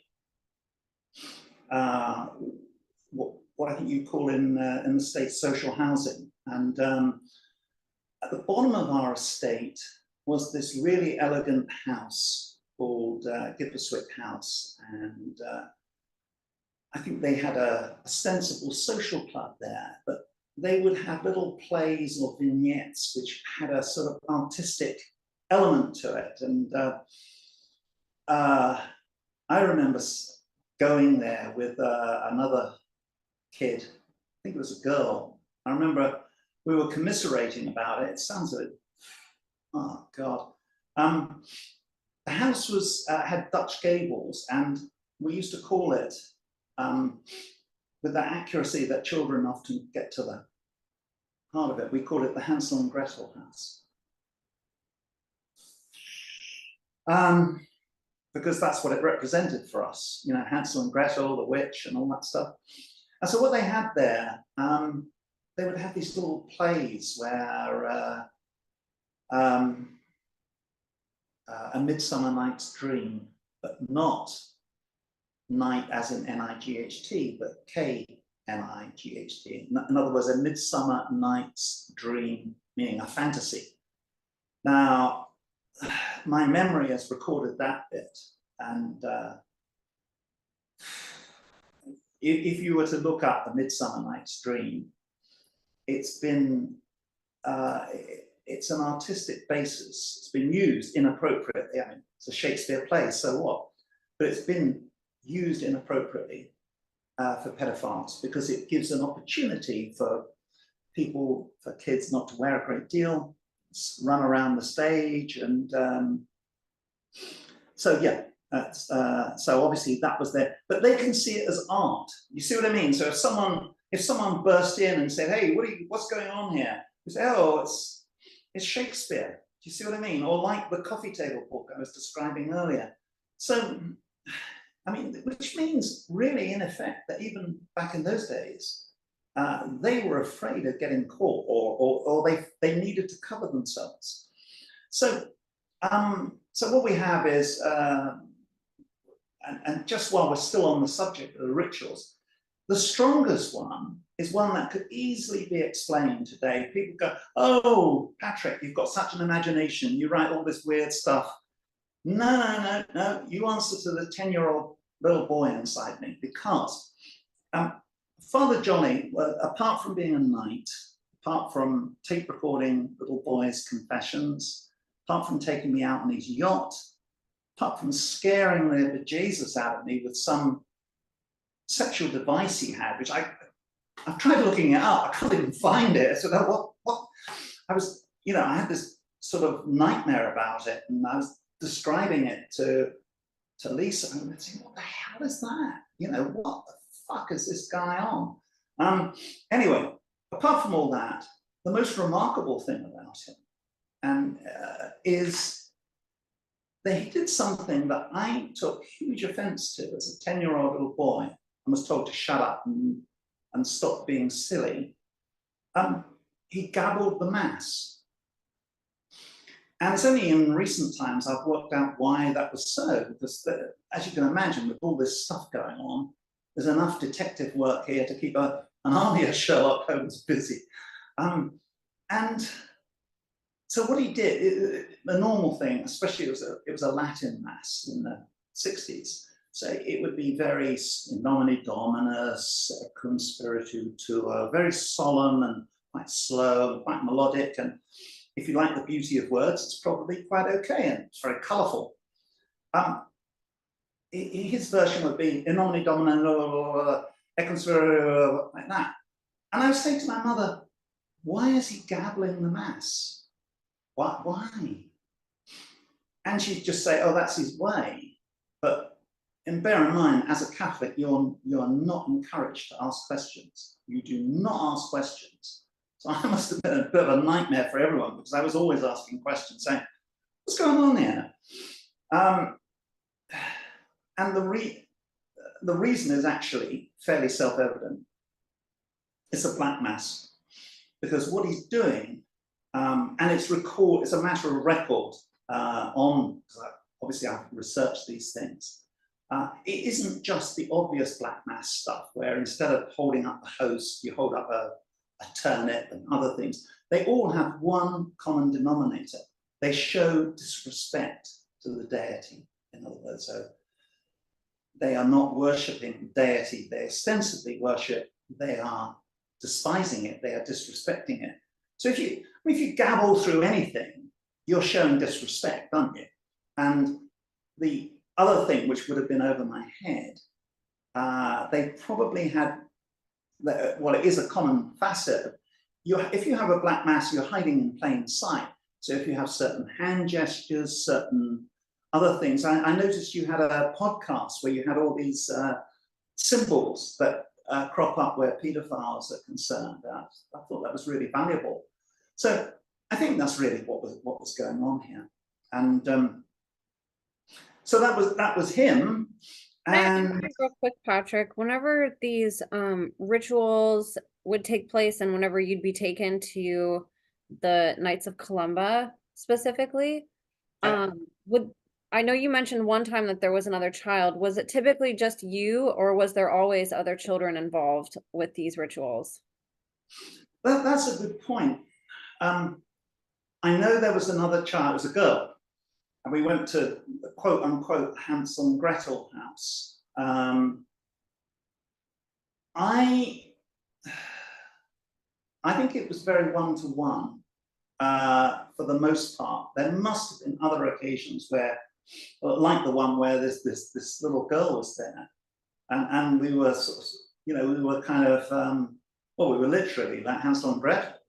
And the house actually looked like a gingerbread house. I mean, it had Dutch gables, so that's why we called it the gingerbread house. And we obviously, it's one of those things that you do as a survivor. You try to make sense of your world, and you think, well, how we're going to get through this, And I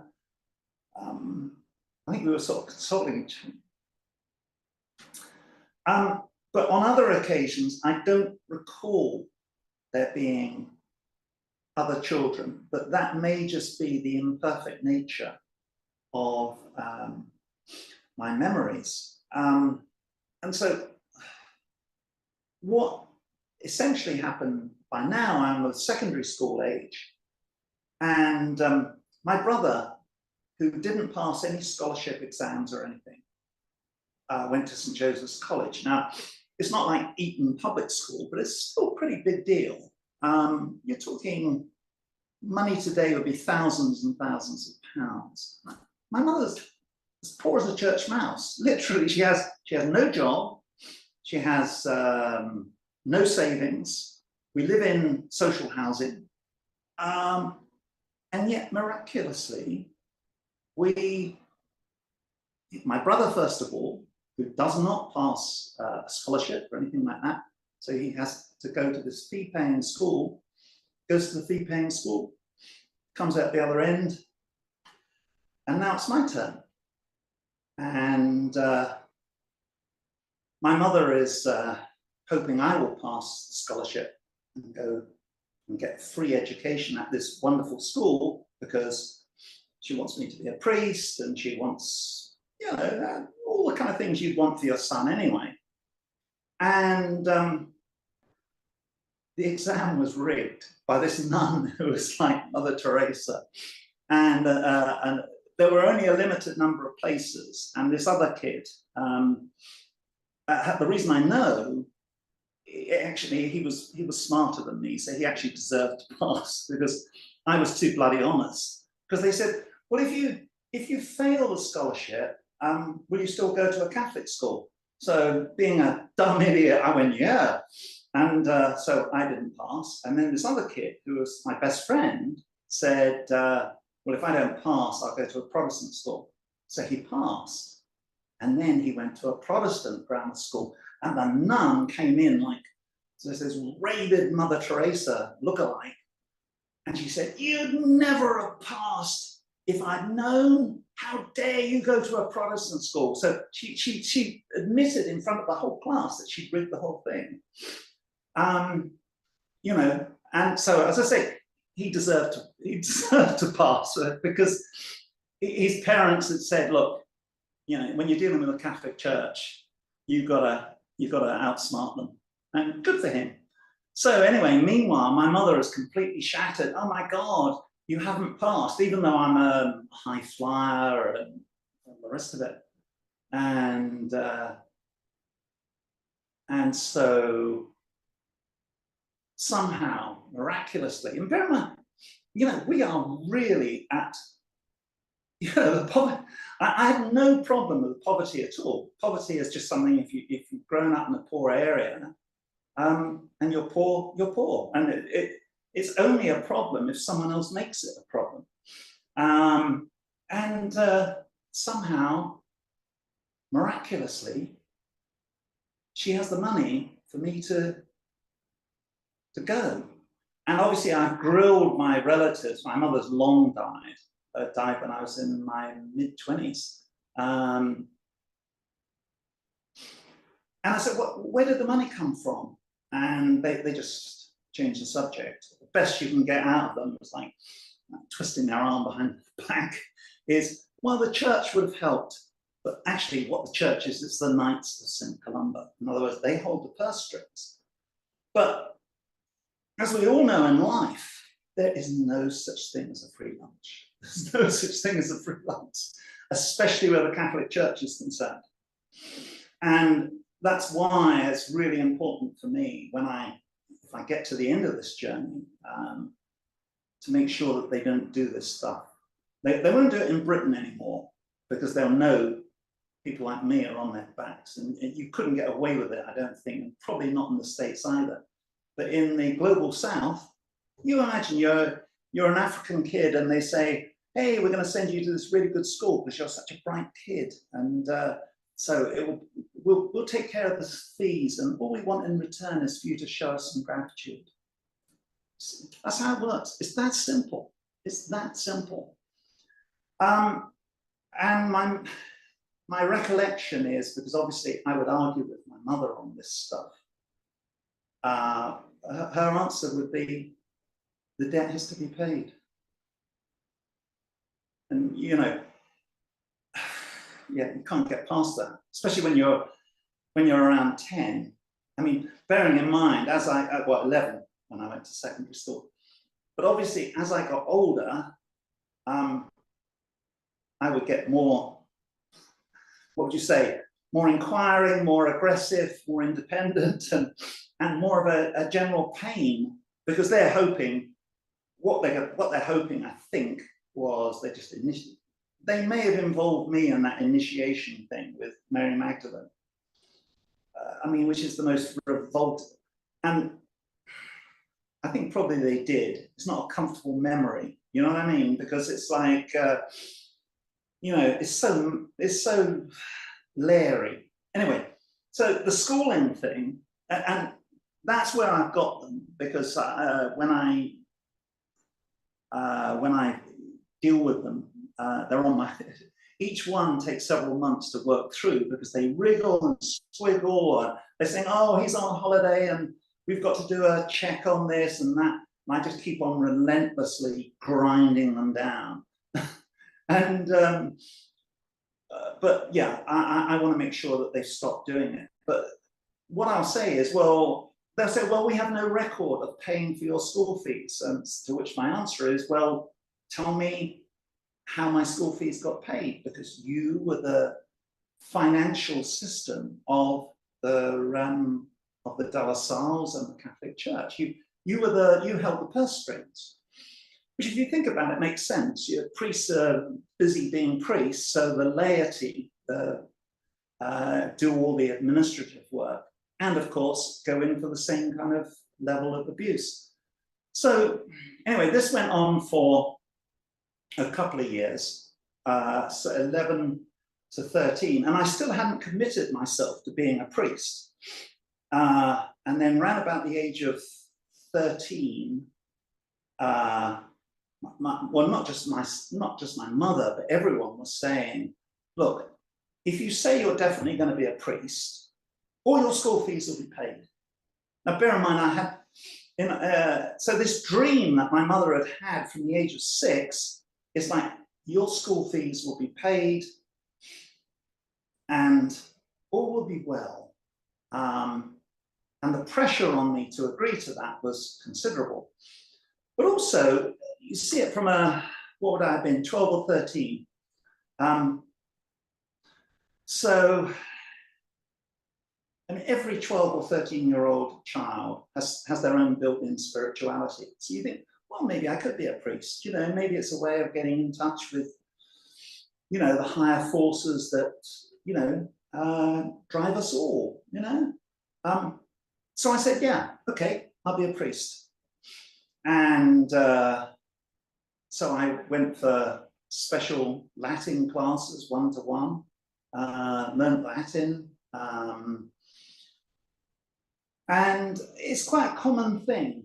And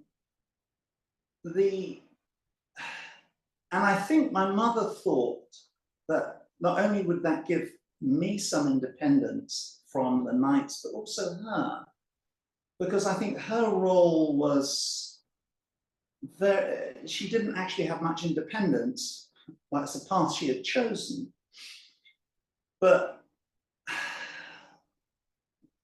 as a widow, Catholic Church views widows as fair game for men. Men have their needs, and Catholic widows are available. That was certainly part of the, but you know, if no one's going to spell it out for you directly, you've got to draw your conclusions, in my case, decades later. But Catholic widows do actually have a special role. They are, and I think because it's not me and because my mother's dead, it's like something I haven't gone into fully, but it's not a good place to be. They are viewed in a different way because they are no longer virgins, and therefore they can be used. So my mother would be someone that visiting priests would come along and she would take them out for the day and things like that. That's why I mentioned earlier about French priests, and yeah, there's more of that stuff there. But sticking to the main villains of the piece, if you like. So around about, what is it? Yeah, so I think I'm going to be a priest, so that's at age 12 approximately. So then at age 13, approximately, maybe it's 14, I discover girls, you know, in a way that every 13-year-old boy does. And you think that you're not being observed, you know, you think because you live in a town that, no, so you're just having innocent conversations with girls or dancing with them, you know, listening to pop music, all the stuff that 13-year-old boys should be doing. But in that world, they didn't need CCTV cameras. You had Catholic spies on every street corner, so to speak. So I went to this Catholic youth club, never thinking, which shows how naive I was, that I would be reported back. So I think maybe this girl and I have fond, innocent memories of were kissing or something, and the world went nuts. It was like, wow, bang. There's this, you know, unreported. There's all sorts of, because as a prospective priest, the opposite sex is off the menu, and which of course I must have known, but your hormones are driving you crazy, and obviously it's all nonsense anyhow. So I can remember there being a kind of prayer meeting where you know, they forced me to pray and all this kind of stuff. It's probably, I would suspect that other religions like the Mormons and so on probably have their own equivalent of all this stuff. It's probably not that unique, but it's very, very controlling. So all that was going on. And then at the same time, slowly I'm turning into, what do you call it, a youth? But I'm starting to see life as an adult, and the abuse hasn't stopped. The abuse is still going on, only they can't use the grooming tricks of yesteryear, the magic tricks and all that kind of stuff. That's not going to work. And so the ways that they use to control, you would think that being a prospective priest, which is one up for the Knights of St Columba, hey, we had a priest, you would think that that would mean I was off limits, but I'm not. And I think it's because it's part of the transgenerational nature of abuse. In other words, you have to put up with, one person's on record who went to a seminary, and the mood in the seminary, that's the training college for priests, is, well, they did it to us, now we'll do it to the next generation. That's how it works. So for what, it doesn't make logical sense, but Catholics aren't logical. They have to win and they want everything. And so the nature of abuse is getting nastier And the grooming is getting more sophisticated and also a bit more violent. So we're into Father Jolly himself. I think by the time I'm, let's say, around 13, I'm probably too old for him. You know what I mean? He's moved on to some, you know, the next generation of little boys. But I'm still fair game for two. I think there was more involved, but I'll because the Knights of St Columba thing was still going on.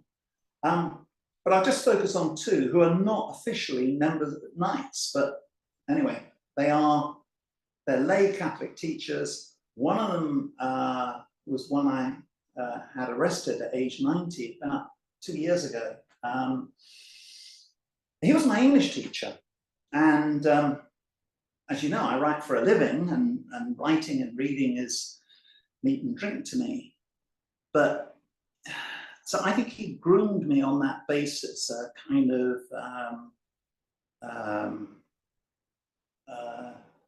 almost Dead Poets Society thing. You know, you see these movies of the teacher who's, you know, grooming kids and has a big influence on them, and maybe a positive one, or it may not. And there's been 2 or 3 movies made about these kind of characters.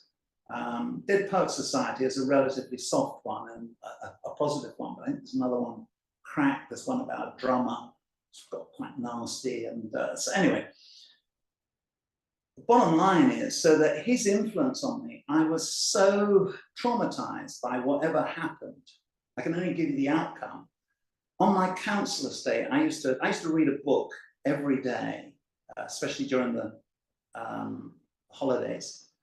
And so other kids on my estate would call me Reader. So in other words, I was known, hey, look, there's Reader there. You know, it was that kind of thing, because I read so many books. And after I escaped all this stuff, for 2 years, I never read a book. In other words, between the ages, I escaped around age 16, and up until nearly the age of 18, I couldn't read a book, because it represented it was a product of my English teacher. So I don't want to touch it. You know what I mean? It's like I could almost feel the disgust. And even to this day, I've had to almost relearn that pleasure I had in reading books. And so that's why I really went after him. You know, when I discovered he was still alive, and so on. So that was one. Now, you would think all this was bad enough, but there was another guy as well, a science teacher. I mean, and this was the worst one, because when I was doing this in therapy, I'd sort of think, right, you know, I was always trying to get closure. So I have very much a kind of Wikipedia attitude to it. Right, I've done Canon Burroughs, I've done Father Waste, I've done this guy. Right, now I can go off and be a normal person again. And it was like these memories would come surging up of this other guy. I'm thinking, who the hell is this guy? And the worst of it is, I don't want to put people off this, because it is a worthwhile process. But the darkest memories are always the deepest and the last ones to come up. And that's, you know, because it's like there's a part of me that says, I just want to go out and play. You know, I just want to, school's out, I want to go home. And it's like, no, you've got to look at this bastard. And this guy, and you can, now bear in mind, by now I'm 13. He has some kind of relationship with my mother. Now, whether it was a prospective marriage, or whether it was an affair, or whether it was a way of getting to me, to abuse me, it's hard to know, because that is often, as you know from your programs, that's often how an abuser works. They go for the mother, and then they go through the mother to the daughter or the son. It's textbook. But when these memories were coming up, it was really confusing, because why is he coming after me if he's interested in my mother? Why can't he just leave me alone? You know what I mean? And that isn't how they think. But I think he was drafted in to deal with me, to bring me to my senses. In other words, there's time, you've got to bear in mind, my mother would play the victim card, which is classic narcissist. So she would be saying by this time, bear in mind, 13, 14-year-old boys, I mean, all 13 and 14-year-old boys are fairly rebellious to start with, never mind someone with my dysfunctional CV. So I think the idea was that they would act in loco parentis, because the phrase they would always use is, oh, your poor mother, she's been through so much, and we're going to sort you out now. You know what I mean? Now, no 13 or 14-year-old boy likes the idea of, you know, a chemistry master who's renowned as a sadist, you know, punched a kid in the face, broke his glasses, all that kind of stuff. He's a violent man. The idea of him being a prospective stepdad is like, this is never going to happen. You know what I mean? So you have this, this male locking of horns, two immovable forces. Catholic Church never give up. And I think that's relevant as an aside, because I think it illustrates it, because it's more of a conscious memory of how this works. They cannot give up. What you or I would see as breaking a kid, they would see as getting them to see sense, or some other euphemism, which is entire. And they probably have broken quite a lot of kids. But anyway, the anecdote in question is my daughters, this is going back to the 80s, my daughters were, had a friend, so they were like, I don't know, 16, something like that, and they're behaving like typical 16-year-olds, all of them. Not too bad, not too good, you know, needing, what should we say, parental direction, but nothing shocking, just the usual, right? And so my daughter said to me, our best friend, she's got Catholic parents, and they almost certainly were, he was almost certainly a knight because he was a professional and everything. She's been locked up in a mental hospital. And I said, well, why? What happened? And it's just because she was out late and this, that, and the other, and they were crossing boundaries, and you know. So she's locked up in the mental hospital. I said, that's awful. And they said, well, you know, they're putting her on drugs, and she's just a typical, fairly rebellious 16-year-old girl. And she's going to be in there for Christmas. And I said, no. Obviously, it's pressing all kinds of buttons in me. And I said, no, it's not going to happen. So what about if we have her in our house for Christmas? And obviously they were delighted. So I wrote to the mental hospital and I said, can, what's her name, come out for Christmas? There was nothing wrong with her. She was just being heavily medicated to stop her being a rebellious kid. And they said, well, if you get her parents' approval, you can have her for Christmas, because they've said you know, she's beyond their control, and that's why she's. And of course, one of them's a doctor, so you only need 2 signatures or something, and you can, you know, you can get your kid locked up. So I went and saw them, and I said, is that okay if we have, what's her name, for Christmas? And they said, we were going to let her out for Christmas. We thought she'd have learnt her lesson by now. I said, oh, well, that's good. Well, you can, you know, she can come out for Christmas. You can let her go. They said, no, because you spoilt it now. You spoilt it by interfering. So you have her for Christmas. I mention that because it's so graphic. It's such a typical example of, they live in a different world. They have to break that child. She's a child. She's 16, for God's sake. They have to break her spirit. That's more important than anything else. Obedience is the touchstone So, so I'm behaving in a similar way. And I think this guy, yeah, so I wasn't putting up with it. And there were a lot of clashes.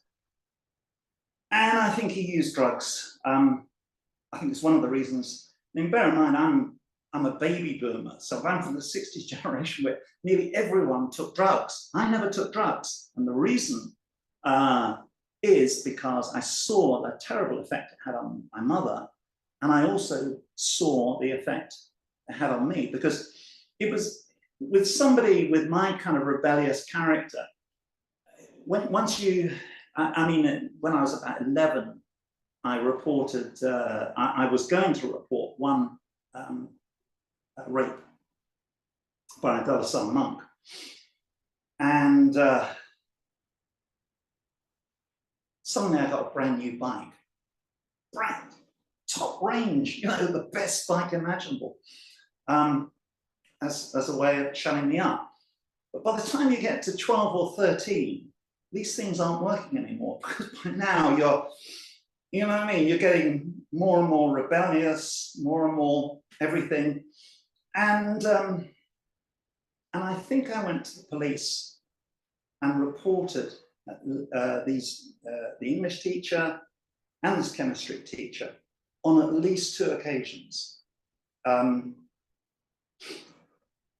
I have some circumstantial evidence that bears that out. In other words, I've been a whistleblower my entire life, and it comes so naturally to me. So, for example, when I was 16, only a couple of years later, I won't go into the details because it's not that relevant.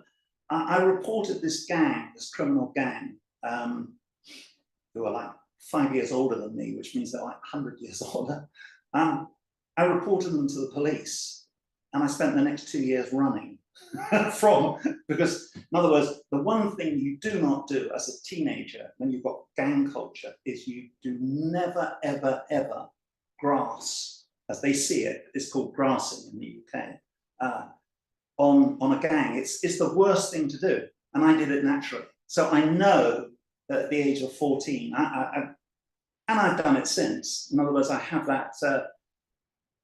Being a whistleblower isn't something that everyone approves of. A lot of people, even what I'm saying, some people would say, oh no, that's not the right way to handle it. In other words, best to keep it under wraps, best to keep it quiet, etc., etc. Whistleblowing is, I mean, you know this from some of the national whistleblowers you have in the States. It's not something people like. It's seen as somehow vaguely, well, not vaguely, it's seen as wrong. So this guy was definitely using drugs. He was using, he was trying to play, almost to treat his incursion as like boot camp. In other words, you need a father figure. Because my mother would say, look, he's out of my control. Because by the time, if you've got a 13-year-old boy who's got any sense of strength of character and so on, and you have a mother who's, what should we say, is away with the fairies some of the time, you know, depression or on drugs, craving for drugs, all that kind of stuff. It's a cop-out to say, oh, well, I can't deal with him anymore. He needs a strong man to sort him out. So as I said, with this guy, there's like 2 immovable forces just hitting head on. And I like to think I won, but it cost me. It's a lot. I mean, one thing I'll just say there before moving on to the sort of last part of the horror story. In hospitals in the up until the 1970s and maybe up until the 1980s, they had a unique smell, which you possibly don't have in the States. In Britain, they smelled of it's either ether or chloroform. Both, I think it may have been used as a solvent in hospitals. And whenever I would go into a hospital to meet someone or visit someone or whatever, I would be absolutely terrified by not by the hospital itself, but by the smell, because it was ether and chloroform were used they were the date rape drug of that era. And yeah, and as a chemistry teacher, he had plenty of opportunities to use those things. So there was a lot more going on there, and I think the whole thing with paying visits to the police did not go down well. For the reason I've given you, the example of this poor young girl who was locked up in a lunatic asylum for being a rebellious 16-year-old. So you could imagine all this stuff that was going on. And of course, I would have gone on, maybe, I was probably dating other girls, but trying to be discreet about it. Whether they had CCTV cameras on every street corner. I mean, our town in a way was like a village. So it was almost seen as a Catholic's duty to sort of look out for what's going on and report back to mission control and so forth. So I was definitely on a major collision. And so then they decided to do, now my cunning plan was about to rebound on me, because what I'd seen in my mind, and I've interrogated myself many times on this, and I'm pretty certain this is roughly accurate. I thought to myself, okay, I'll be a priest, so I'll get all my education paid for, and round about, probably go on to university, so round about the age of 18. If I still feel I have a vocation, I'll go for it. Or what I might do is say, well, thank you very much. You know, thanks for the fish and goodbye. Now that sounds, there were a lot of kids did something like that. The deputy leader of the Labour Party went to the same school as me, and he was John McDonnell. And he was describing in his memoirs, or somewhere or other, that went to, he was a year younger than me, I think. And he said he had a vocation, so he had his education paid for.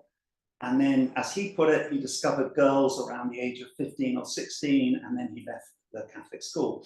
All of which sounds fine. And I think he's editing a bit, because it's impossible, if you were at that school, not to have been aware of the most grotesque, and I mean, I haven't covered the serial abuse by De La Salle monks. I mean, they were at it the whole bloody time. So, okay, if he wants to give his edited version, fair enough. But I know that everyone who went to that school knew it was a sexual abuser's paradise. Anyhow, so that was my vision. You know, I had my little world mapped out here, like any kid would. You think, okay, well, you know, I'm pretty good academically, all's well. And they said, right, no, you're going to a seminary, a junior seminary. That's like a priest's college, right?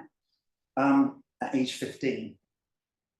I'm like, oh my God, you know, it's almost like, the feeling I have now is like, oh, I've been rumbled. And maybe it was like that. Maybe it, I mean, I don't think that a 13 or 14-year-old boy should be subjected to those kind of pressures and tests.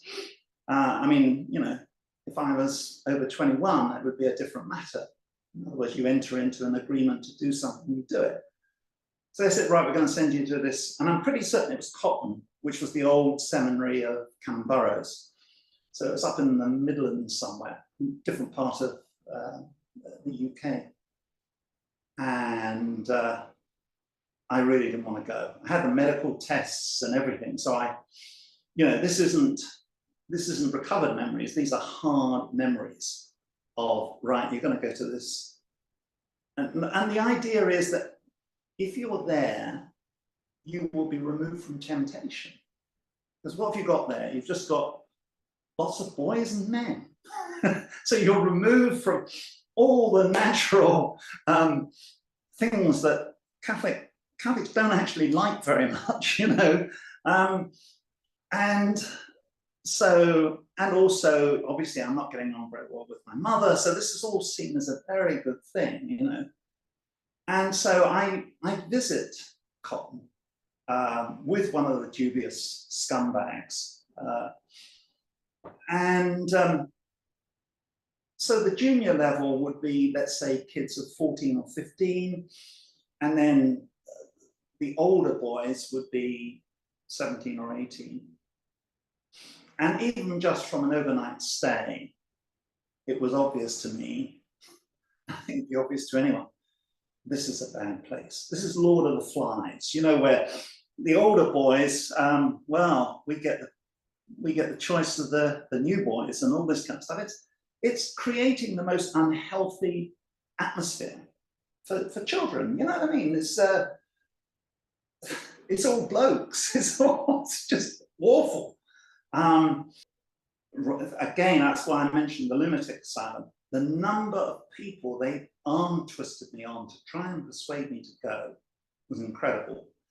But if you've only, you know, out of the frying pan into the fire. I mean, in other words, there's enough perverts in Ipswich, and here I am going to Cotton, where there's even more. No, I'm not doing that. And so I think I had remarkable.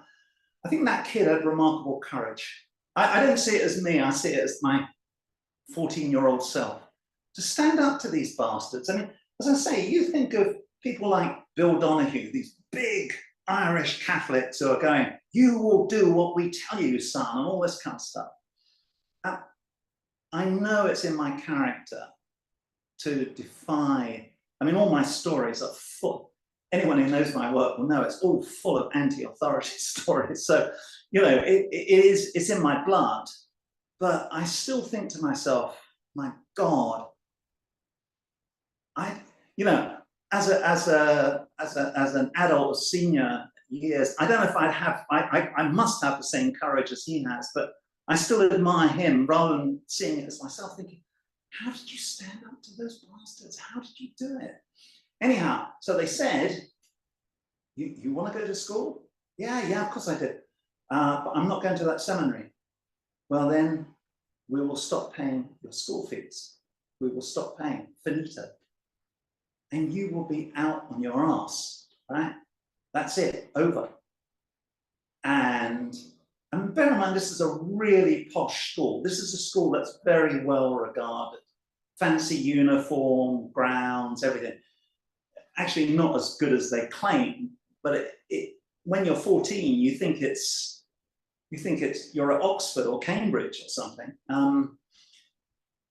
So I said, I'm not going. I am not going. And they said, we're not bluffing. And ergo the lunatic asylum example. So they threw me out. They threw me out of the school I was barely 15. I was actually 14 3/4 when they threw me out. And my mother, and paradoxically, there was this weird scenario where I was going to be left some money in my legal grandfather's will. And so I think she said to them, look, you know, can you just back off a year while this legacy is being sorted out, and then, you know, we can pay the bill. And they said no, that was it. So there I was at age 15, barely 15, out on my ear. And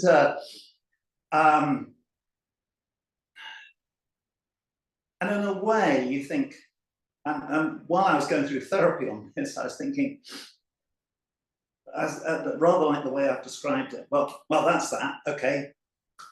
You know, got thrown out at age 15, 3 or 4 years later, became a trainee magazine journalist, learned the trade of journalism, went on to write and made a successful living. And that's what I thought was my story. And it wasn't. It got worse. How could it get worse? How could it get worse than you've just been, you know, chucked out? And well, what happened was, first of all, the place I went to work, I was an errand boy. Now that meant that I had a bicycle with a big basket on the front, right? In other words, you know, the equivalent of the pizza guy today with their mopeds. Only this is a push bike with a big basket on the front. And it's just the delivery boy for R&W Paul. And that was so humiliating because here I am passing all my posh schoolmates on their way to school. And there I am with my, you know, trade bike, as they call it, is the lowest of the low. And I think the logic of my mother and the Knights was, this will bring him to his senses. This will, and that wasn't the end of it. But when I was doing therapy in this, I was thinking, oh no, enough, I don't want to know anymore. And I've been able to check what I'm about to describe, so I know from an evidence point of view, it's true. Well, two things went on. I suppose one should get to the darkest one first. I was an errand boy, so I took over from another errand boy, and by coincidence, he'd gone to a posh school before me, and I just thought, oh, well, that's a bit odd. You know, you would think it's the most unlikely job for someone who's you know, gone to a posh school to be an errand boy. And he'd been one as well. And he was a bit quiet and strange. And the exact nature of what went on there, I don't know for sure. I was there for 1 year, and it was a very troubled year. And I think this is where it starts to pass from, although it's still exactly the same, you're still a child. But I think from an outsider's point of view, you start to move from being an abused child into a rent boy. In other words, this was a setup. In other words, you cycle around town, you visit different offices, and it's I didn't really get to the bottom of exactly how the system worked, but it means you're available, right? Now, why I would go along with that, I don't know. I mean, if I'm strong enough to say, I'm not going to your rotten seminary, I'm not backing down, I think it would have been money and maybe drugs or whatever, but you're starting to move into rent boy territory. And I mean, I'm abbreviating this part of the story to get to the most chilling part, which is a matter of newspaper record. That 1 year after I left this company, it's called R&W Paul, it was the site probably for the murder, but certainly the dissection of a rent boy. 1 year after I'd left, and it was the same location and everything. And this murder is quite notorious. It's called the Tattingstone suitcase murder, because Tattingstone is just outside Ipswich, so it's basically Ipswich, but it's called Tattingstone. And this rent boy, who was 17 years old, was dissected on the premises of R&W Paul, and his body put in 2 suitcases and then thrown away in Tattingstone. And the police knew, or know, they're dead now, unfortunately, the doctors involved, because he was surgically dissected. But there was an eyewitness account, which has been authenticated, of this guy who was passing R&W Paul late at night. And it was in all the newspapers. And he was basically saying how there was a guy standing outside RMW Paul, where I used to come out with my trade bike. He was still wearing surgeon's gloves, and he had 2 suitcases by his feet. And he remembered the exact date when this happened, and it was a few days before the body, the suitcase was found in Taddingstone. And the doctors in question were part of a paedophile ring, and which is an Anglican one, it's a Protestant religious one, in some other part. And they'd been, I think they'd used their power and influence to escape. And they got away with it on this occasion. And so I blogged about this because I thought, well, you know, I have my memories of RMW Paul, which aren't enough to really help the family of that poor kid, who's because they never caught the people responsible. And there were various wild theories about who did it and whatever, but it was definitely these doctors. There seems no doubt about that. And a cold case cop rang me up and spent over an hour talking to me about it. And I gave him what information I had about RMW Paul and what it was like working there and so forth. Unfortunately, I don't think it was, this was a couple of years ago. But I don't think it was enough information that the police to reopen the case, because it was, you know, we're talking about a lifetime ago. And they really tried to find out what happened to this guy, because it was a most appalling crime. There were some pretty horrible details. And the guy was, quote unquote, a rent boy.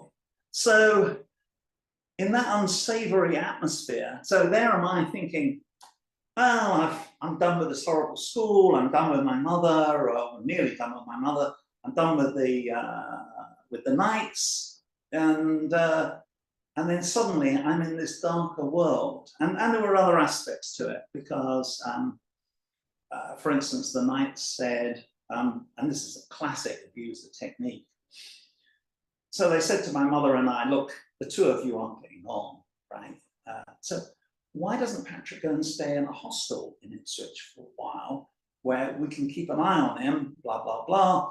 That's a classic technique of paedophiles, as you probably know. You know what I mean? Someone's, there's a problem in the family, so they say, oh, we'll send you to a foster home or whatever it is.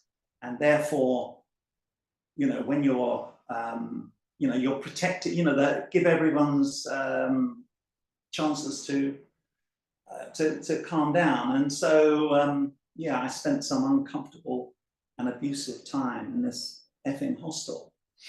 And I suppose in a way, it's almost like my soul sort of, you know, the writer in me and also the victim in me says, well, why can't I remember more? And I think my soul's answer is roughly along the lines of, well, isn't that enough? I mean, you've not got enough crap to deal with. Why do you want more?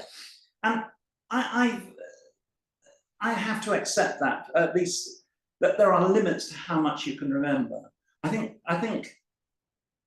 some of it may be disassociation, all the classic things of why kids and children don't remember things. But I think some of it is also your subconscious, your soul, call it what you will, is actually being quite protective and saying, look, do you really need to know all that? And of course, the writer in me is saying, yes, yes, I need to know. Give me all the gory details.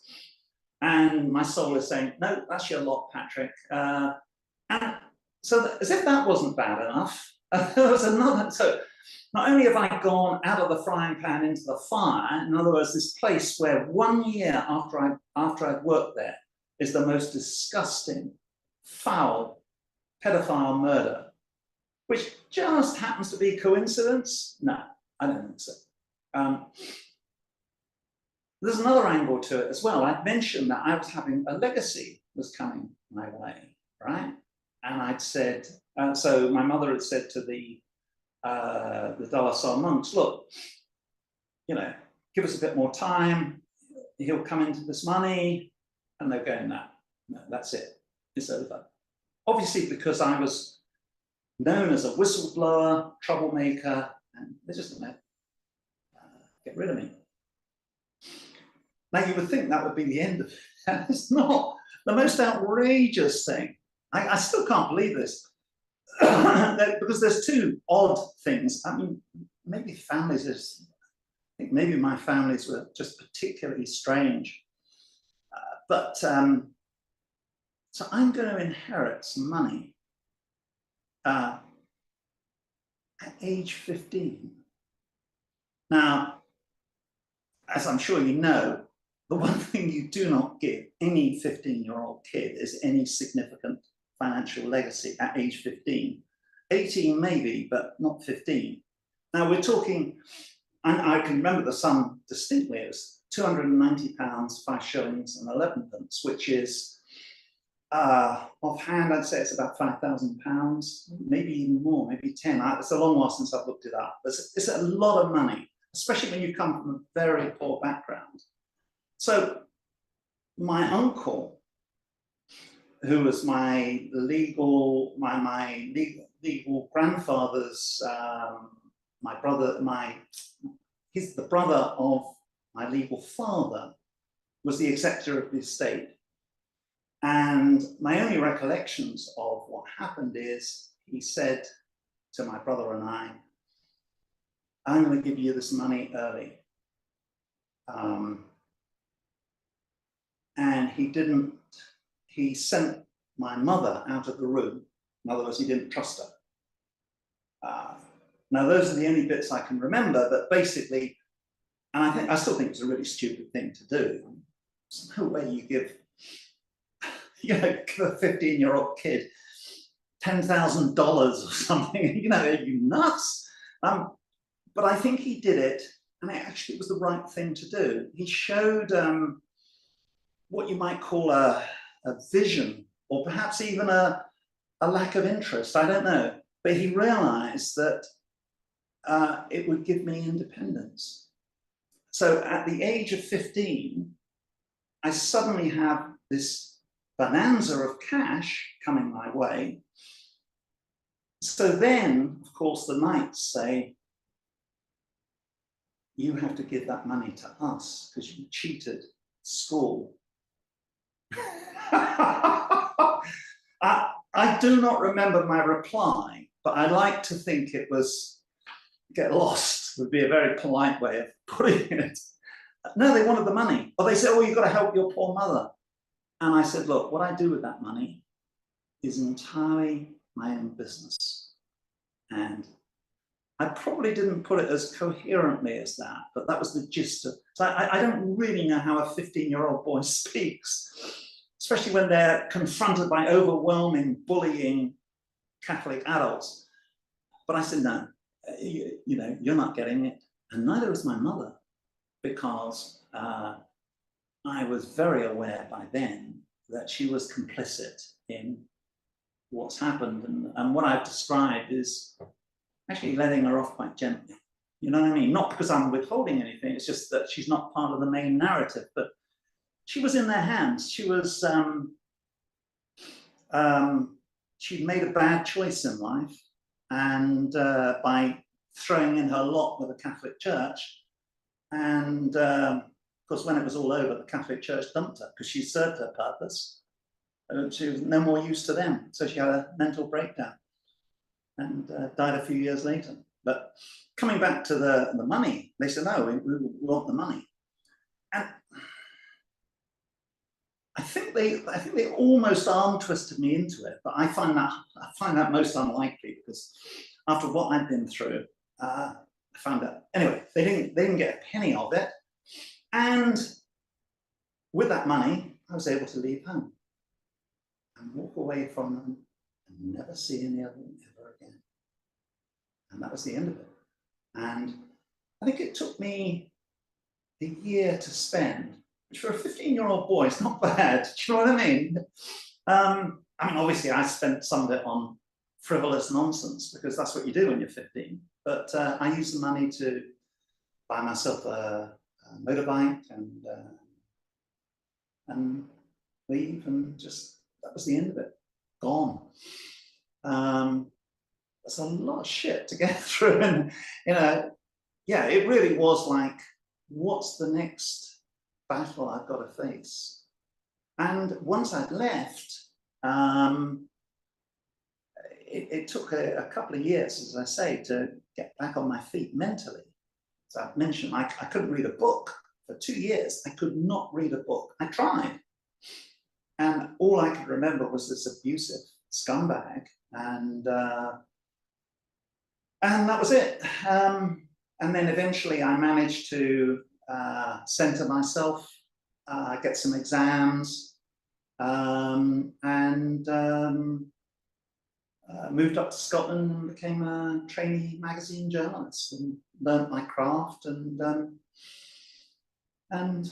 made a living as a writer. But it was tough.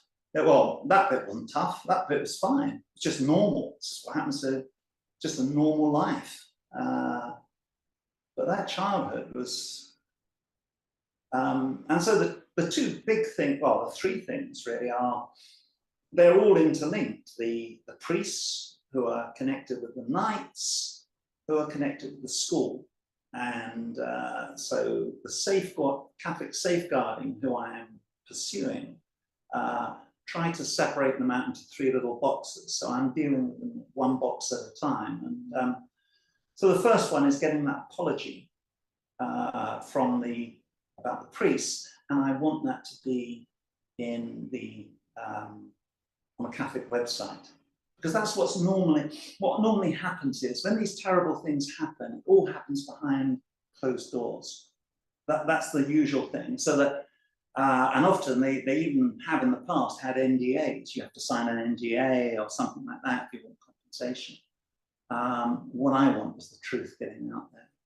So that's the first lot, and then I'll move on to the knights, which I think will be much tougher, because that's an area that the relevant thing is this still going on? And the answer is, I'm afraid it is. And so I take it one little bit at a time. And the relevance is that there's a Knight of St Columba in recent years, we're talking 7 years ago maybe, who sexually abused a whole raft of children using his role as a knight, and he was sentenced to a double figures prison sentence. And he had previously had a record for abuse, maybe 20, 30 years earlier, which would have been on his record. And anyway, a story like that would normally make the national press. It never made the national press. It barely made the local press, just a tiny bit. And well, you might say, well, that's just, so I said to the safeguarding people something that another survivor says to me, who's a woman who is vulnerable, told me her story in confidence about how the knights were, what shall we say, oppressing her, and she had vulnerable issues. And they started quoting canon law at her, and so on, trying to bludgeon her into silence and so forth. So I said to the safeguarding, Catholic safeguarding, who are primarily there to safeguard the Catholic Church against people like me, they one or two good people will try to do the right thing, but the majority are there to protect the church, whether they're aware of it consciously or not.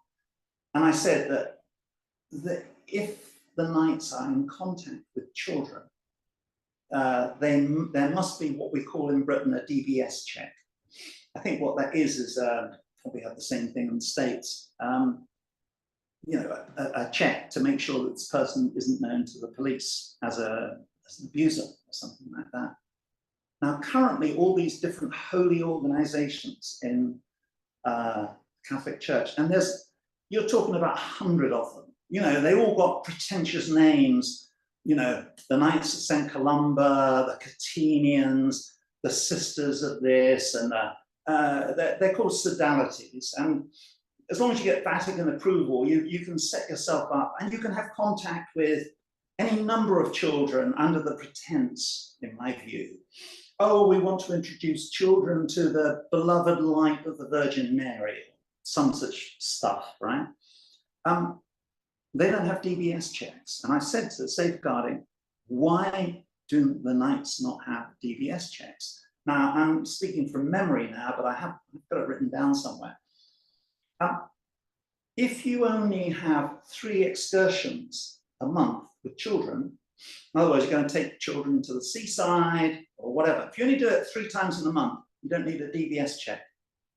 I wouldn't let these scum out once near children, you know, but so as long as you ration your foul desires to 3 times a month, you're under the radar. And this example I've given is where there was no DBS check on this guy, because the Catholic Church pretends that with all the protocols that we have today, that abuse is no longer possible because they're so strict about these matters.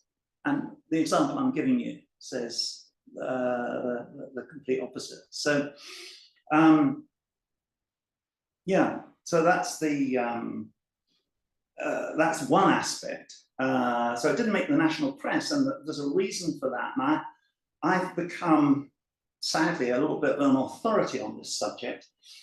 I think you have a freer press in the States than we do in the UK, because as you mentioned in your introduction, I was in agony over these. Well, I mean, you can see from the story I'm describing, it's like something out of science fiction. It's a horror story, and I was thinking, well, maybe it is false memory. And in the 90s, the internet was not established.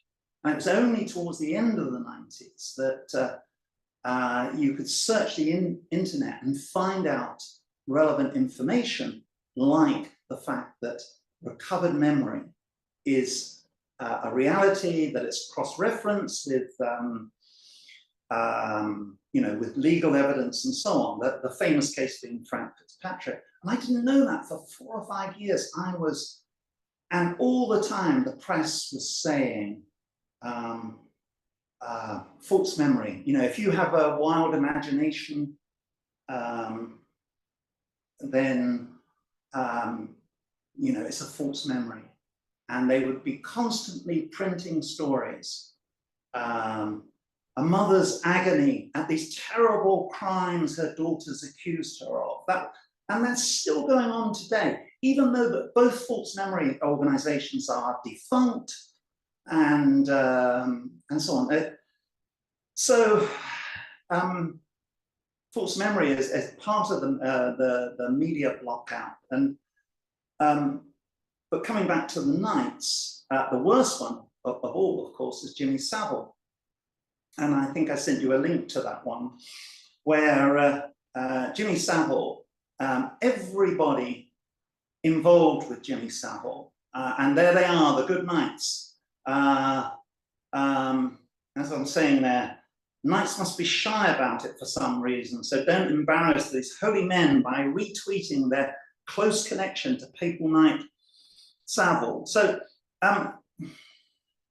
everyone that Jimmy Savile was closely connected with was investigated after his death, with 3 exceptions. One was his close connection with Margaret Thatcher, British Prime Minister, and he used to spend New Year with her. Secondly, his connection with King Charles, and King Charles really regarded him as a great man. That's never been investigated, but all his other associations with various people has always been investigated, with the one notable exception of the Knights of St Columba. And as you can see in this photo, there they all are, wearing, and their clothes are, the sash is not as colourful as the Knights of Columbus. but anyway, you've got the flavour of them there, and there's a complete media blackout. This photo is the only, I've got a couple of others as well, but they've never been shown in the national press and no one is interested. But the relevance is, this is not just like, oh, well, what does it matter? Everyone that Savile was involved with was investigated because of the whole charity scam. In other words, if you say, oh, he does so much good work for charity, charity is the way whereby you can, well, you're taking children out for an outing or whatever it is, and so this is the role of the Knights. They have a clear charitable role. And the other thing I should say about this particular thing is Jimmy Savile, of course, is a papal knight. That's not to be confused with the Knights of Malta. Papal knights are, I'm trying to remember what they're, he's a knight of Gregory the Great, and at least 2 newspaper tycoons are also papal knights, the most famous being Rupert Murdoch, who you'll know of in the States. And so, you know, so there's Savile, but he also, I'm pretty certain, his close Catholic associates, some of whom have faced police investigation, I'm pretty certain that they were Knights of St Columba, the most awful one being a guy called Giaconelli, the ice cream king, ice creams for children. And so, I mean, if the Savile sequence happened in recent times, and the other example I've given you in recent times, and the lack of proper police checks, yeah, it's okay 3 times a month. I can't drop it. I can't say, oh, well, you know, I've outed them now. I've got an apology from them. You know, I want to make sure they, you know, they have to be watched. If they have to be, if they have no satisfactory explanation for their behavior, then they just have to be exposed and watched so that parents know. And that, of course, I suppose brings me on to maybe possibly a final thing, I don't know, is the role of canon law. Because one of the things I had to do, and I'm not sure everyone wants to do it, but I have to know what makes these guys tick. It's obvious that they're into ritual abuse. I mean, the way I see it is some of them are just perverts. They're attracted to the Catholic Church because canon law is really a passport to perversion. That's what it is, because it has 4 aspects to it. It encourages secrecy, silence, obedience, and leniency. I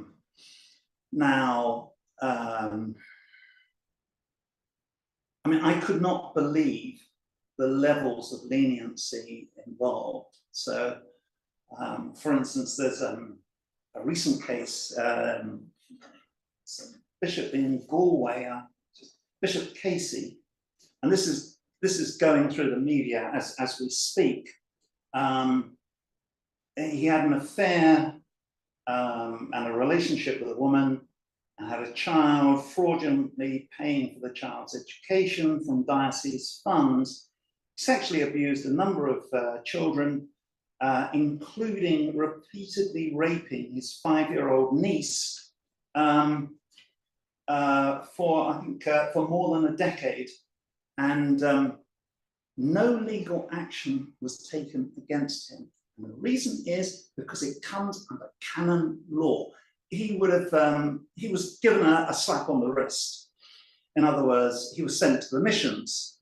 In other words, you've done some terrible things, right, off to, I think he was in Ecuador. And then he went to, came back to the UK. And yeah, so no action, no, he was not reported to the police. Now, the Catholic Church will say that's different today, but they always say that, oh, that was yesterday. It's always yesterday where the bad things happen, but today we've marked our own homework and we can tell you that it's 10 out of 10 now. No. The Irish people are rising up on this. And I'm really proud about that because, hey, I see myself as Irish, so it's a catharsis for me. Because, I mean, bear in mind, Ireland lived under a theocracy. I mean, we couldn't go into it. The evil of the Catholic Church, the Magdalen laundries is probably the best example, where if you had a 14-year-old girl who looked a bit flirty, sexy, or 15-year-old, they send her to the Magdalen laundries as a punishment for looking at that. There's the Joni Mitchell song, the Magdalen laundries. It's heartbreaking. Anyway, the Irish have gotten rid of all that stuff. They're fighting back. And a friend of mine sent me an email this afternoon, and he said, Dublin is merging parishes. Now, that only happens when you're running out of customers. So you put two or three parishes together because the churches are empty. And he says, and only one deluded bloke in the seminary. And he says, the times are changing, finally. And that's so lovely to hear. And it's so lovely to think of. What the Irish people want is they want this Bishop Casey. It's a really well-known case. They want him out of the cathedral. He's been interred in Galway Cathedral, and they want him out. And I think they'll win. But see, canon law, I mean, I cited one example to these canon lawyers I interviewed. And I mean, there were so many examples, but the one that comes to mind is if you commit a sinful act, and the assumption is that we're talking abuse of a child, it's hard to think what else it could be. Under the influence of alcohol, drugs, or in the heat of passion, leniency must be given. In other words, you must be lenient for all the three things that are usually in a court of the law of the land are the very reasons they're going to chuck you in jail and throw away the key. But no, if you were drunk, so that's so we should exercise leniency, and forgiveness is really important. In other words, the church takes on the role of forgiveness rather than the rape victim. And so I said to the canon lawyers, because they were trying to minute, they said canon law isn't anything, it's, you know, why are you making such a fuss? And I said, well, look, okay, there's a royal commission in Australia. It's a 400-page document which cites canon law as being the prime factor in child sexual abuse. And they just mumbled. And I had to sort of accept, well, they've done me the, you know, it was an achievement for me to actually get them to talk to them, you know, and, you know, there's a limit to how much you can inflict one's anger on an individual. But to give you and I cited another example. They said, oh, well, because I was saying, look, I grew up with canon law, because they say, oh, canon law is something obscure. I said, no, it's not. The catechism comes from canon law. And they say, well, catechism is just a summary. I said, no, it's not. Because enshrined in the catechism, which comes from canon law, priests are allowed a thing called mental reservation. What that means is, and this is current to this day, nothing's been repealed, revoked, or changed. If a priest has mental reservation, it means they can lie for the good of the Catholic Church. So in other words, you think, well, I'm not going to talk about this stuff because I'm going to pretend to, but I'm going to actually have a mental reservation about it. I'm going to lie. So I can say, oh yes, we're looking into this matter, when you're not, because it's okay to lie to protect the church. And I think the most distressing thing is, for me as an activist, is a lot of people think, well, I don't know, maybe it's just because they're all celibate, you know, maybe that's why they behave. No, it's got nothing to do with celibacy. Celibacy can be a factor for some of them, but it's really because what I've described, canon law is encourages perverted people, and it's also because everyone is in so much awe of the Catholic Church. The first thing you're taught, which I think I've described how I escaped that, simply because I was neglected. So I got to think for myself. If I had been properly looked after, I would have been conditioned. So I mean, to give you an example of how very good Catholic friends of mine, they were talking when at the height of there's always a Catholic abuse scandal. It goes on all the time. It's, you know, one ends, another one starts. So she was saying to me how in the sacristy, that's the place just off the church where the altar boys gather with the priest. She said, and she was making a joke of it, she said, the sacristy is full of mothers of the altar boys to make sure they're safe. So you've got this crowded sacristy with all these mothers in there, making sure their little Johnny isn't abused by the priest. Well, on one level, it might be funny. It's not really funny at all. I mean, how could you believe in a religion where you have to protect your child from a priest? How does that work? And then she went on to say how her husband, who would have been in his early 70s, was often an altar boy. So he's an altar boy at age 70 plus, because no priest is going to hit on him. And again, she thought that was hilarious. But it's not the poor woman's fault. It's because they're conditioned to, the church can do no wrong. That's what my mother would always say to me. The church can do no wrong. We must protect the church at all costs. And that includes sacrificing herself and sacrificing me. Not just in the ways I've described, but a few others as well. And that's, so the canon law thing was good, because what I was able to do spiritually, and I said it right in front of them. And I mean, I don't know how spiritual Catholic priests are, but as a spiritual person myself, I wouldn't want to be on the receiving end of this, because I said to them, all right, I said, I am giving back to you on behalf of myself and all the children who have survivors of Catholic abuse because of canon law. I am giving this back to you now. This is yours. It does not belong to us. It belongs to you. And you are the representatives of the Catholic Church. Now, I actually believe in spirituality. I believe in ritual. And I think it's a powerful prayer. And so I like to think I'm pretty much rid of this toxicity, apart from the things I've mentioned. I have to make sure that future generations, the apology is important, but even more important is to make sure children are safe. Because,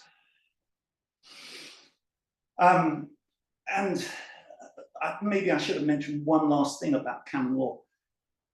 A lot of people aren't interested in the mechanics of it, but you have to understand how they think. Because if they can lie with mental reservation, and if they can say silence, secrecy, obedience, and leniency, are what matters, you can get away with anything. And underlying it all is a thing they call clericalism. And this is what all Catholic religious orders and priests and everything, they all suffer from. What it means is they see themselves as superior to everyone else. They are God's agent on earth. They are almost a personification of God. In other words, they are, and that's what clericalism means. It's a form of arrogance. It means you are above everyone else. So if you decide that you want to harm little boys or little girls or whatever it is that you want to do, somehow you convince yourself that you are, that's what God wants, or that's, you know, as his representative, that should be okay. And so clericalism is really at the heart of this, and they have ignored the investigations which have said, you've got to stop doing this. You've got to stop, you've got to listen to survivors, you've got to listen to what we're saying or what's happened to us. And of course, they just pretend, but they have absolutely no intention of, it hasn't changed. And I fear it never will, which is sad. But at least in Ireland, they're changing their, you know, which is a theocracy. It was ruled by the Catholic Church. As I say, forward-looking girls would be chucked in a laundry to work as slaves, Magdalene laundries, things like that. So anyway, that's it.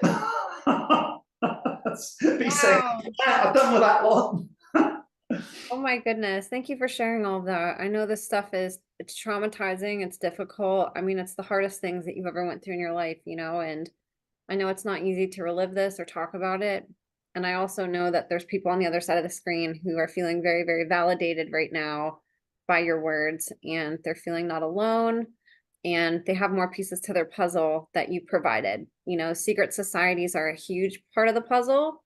They're not talked about enough either, especially mainstream. Sometimes you'll hear about, you know, religious abuse or clerical abuse on the news.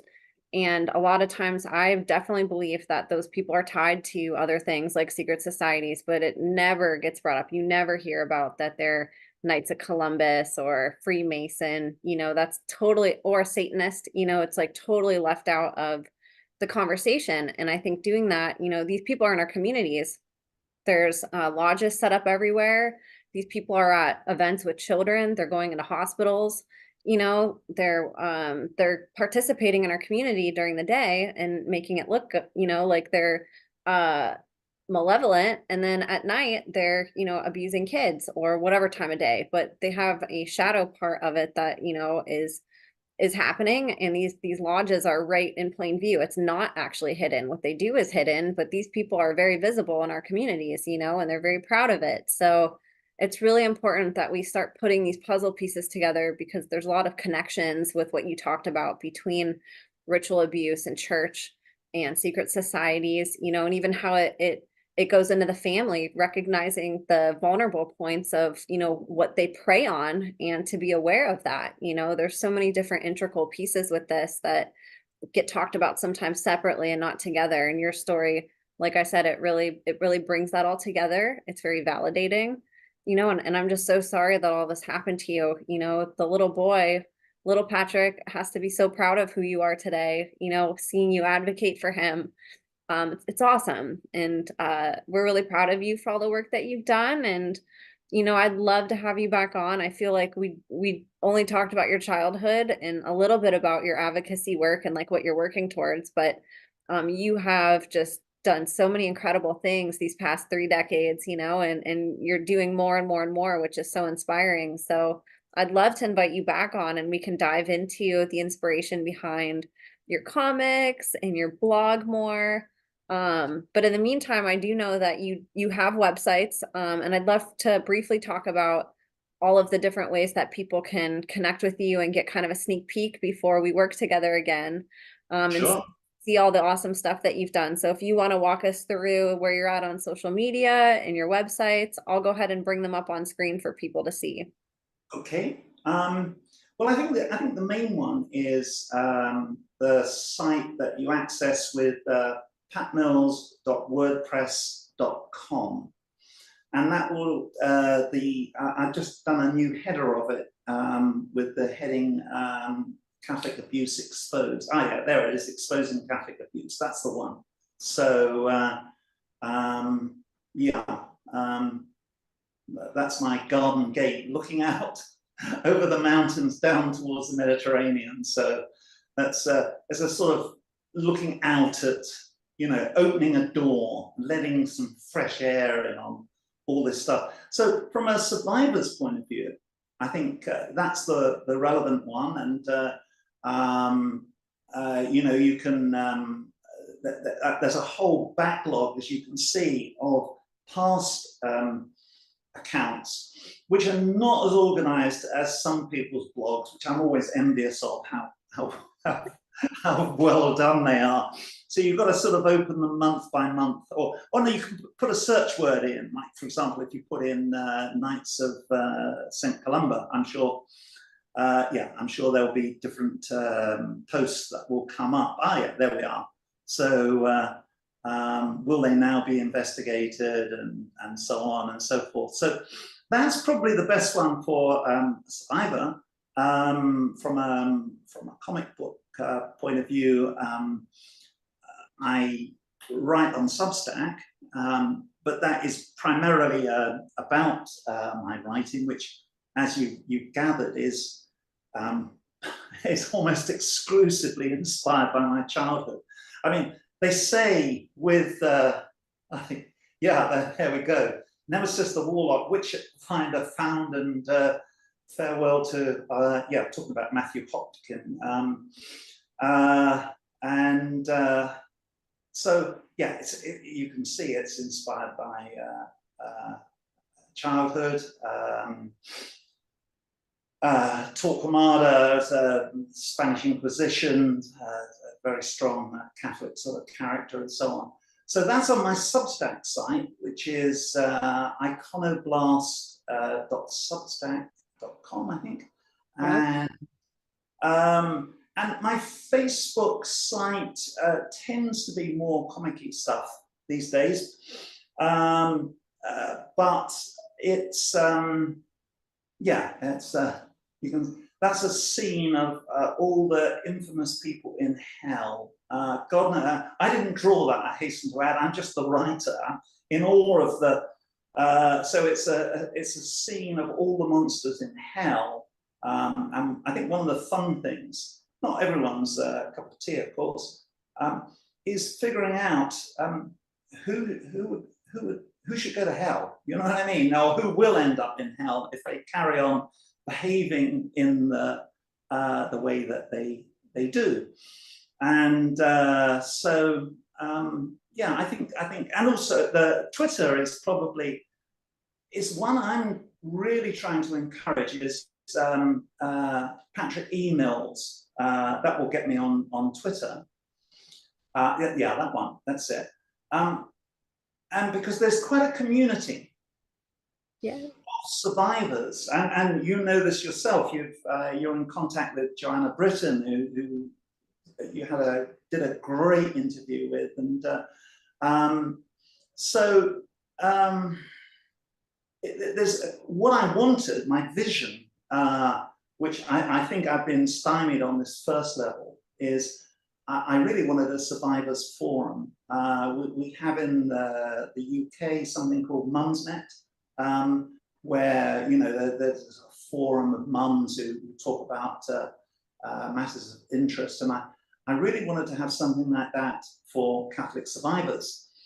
And so that's hence why I did the interview with the Canon lawyers. But I think after that one interview, I doubt very much that the religious safeguarders will invite me back for another one. I mean, I'd love to interview a bishop. And they wouldn't allow me to record it as well, because they said, oh no, we have to protect the survivors' anonymity. Well, I knew all the survivors and not one of us cared about anonymity. It's just a way of protecting and limiting the power of survivors, because it comes back to that Canon thing. We have the power now, not you. The church is in the dock, and you know, we have to reverse it. So I don't know, I may at some future point, if I get the time, do a maybe a Facebook survivors thing. I mean, obviously, you have this international organization, SNAP, which is there internationally for Catholic survivors. And they did invite me over, actually, a few years ago to Chicago. And, but I wanted to talk about organized Catholic abuse. And I also wanted to talk about Catholic laity abuse, because everyone assumes that it's the priests who are the abusers. No. They're just part of it. In a way, they're almost the fall guy, the scapegoat. In other words, you're going to have to take one for the team, Father, because, you know, we, the bankers, the lawyers and everything else, we're above the law. And so I don't know how fast, I didn't feel that SNAP addressed that, but for relative, I mean, all abuse is horrible, but I think if it's relatively simple, if there is such a word as simple to describe it, or straightforward, if that's appropriate to describe it, I think SNAP is good, but we don't have anyone that really deals with the organized nature, systemic abuse. And it's systemic abuse that's the worst, because I sent you that a link to this very dry academic report, which proves beyond any reasonable doubt, yeah, the existence of clergy child sexual abuse dark networks within the Victorian, that's Victoria, Australia. And it's a brilliant piece of work, because it shows something that we all know and shouldn't really require much justification. I mean, if you're in a golf club and you get old, somebody else joins, and then a new generation turns up, and before you know it, it's a golf club, let's say, has gone through 3 or 4 generations. Well, it's the same with pedophiles. They need to carry on their crimes, so they need new young input. So that's an absolutely brilliant. And I haven't even, if I attempted to talk to the British Catholic Church about it, they would just try and desperately change the subject, even though, as you can see from the date, it's current, it's 2019. So it's what she's unearthed there. And this is something, I feel really sad for my country. I mean, I see myself as Irish and English, so I'm quite really pleased and proud of the way the Irish are going after their perverts. But Australia is really active at pursuing the truth about the Catholic Church. I think they have a strong Catholic contingency there from very early days of emigration. And so all the things that have happened to Catholic survivors in Britain, they've all happened in Australia, but there's one fundamental difference. They're really open about it in Australia. And in the United States, you know, from Spotlight onwards, you've got a lot more, much more open society. And even Ireland, the examples I've given. Britain is the worst. It's something to do with our culture, it's not specifically Catholic even, it's just the British nature is, you know, they're just better at hiding things maybe than anybody else. So you have all these media blackouts, I mean, not just on the things we've been discussing, things like false memory and the Knights of St Columba and so on, but other issues as well. Anything that does not fit the political landscape, you just won't hear about. And you said it in one of your blogs very well, how the media is just there as a propaganda tool. And I think that's still a little dumb, and I still think, oh, the newspapers will say the truth about something. Well, they will if it suits the propaganda of the time. But if it doesn't, it will just go underground. And that actually just brings me on to, from a positive point of view, what can we do to change? Well, first of all, your blog is amazing. I mean, I'm not aware of anyone else, I'm not trying to flatter you, anyone else who really goes into that level of detail about survivors' stories. And as you know, all survivors really want is to be heard. So there's that, there's my blog, and there is another area that I'm hopeful things, there's a few indications. Well, first of all, regional newspapers will expose the truth. National newspapers in our country won't, but a regional newspaper will. For example, the great Tolkien, he had a son who became a Catholic priest and was a notorious abuser. You know, Tolkien as in Lord of the Rings. Now that would never have been exposed by the national press.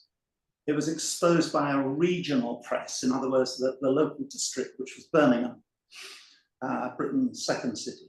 So regional newspapers will tend to do things. And so, for example, all the stuff I've been discussing, and a lot else as well, particularly about the Delcel brothers, I've had a regional newspaper in my hometown, my town of origins, Ipswich, and they've covered it.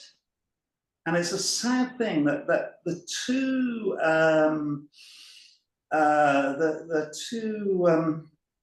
young reporters, they both got overwhelmed by their job. I don't know whether it was the Catholic stuff specifically, or whether it was, or what it was.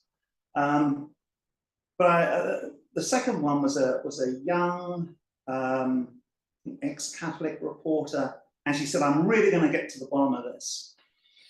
And so she ran several features on things, and then she said one day, you know, I'm just too overwhelmed by all this. I'm leaving the profession, you know. And I hope it wasn't I hope it was, there were other matters that came into it as well.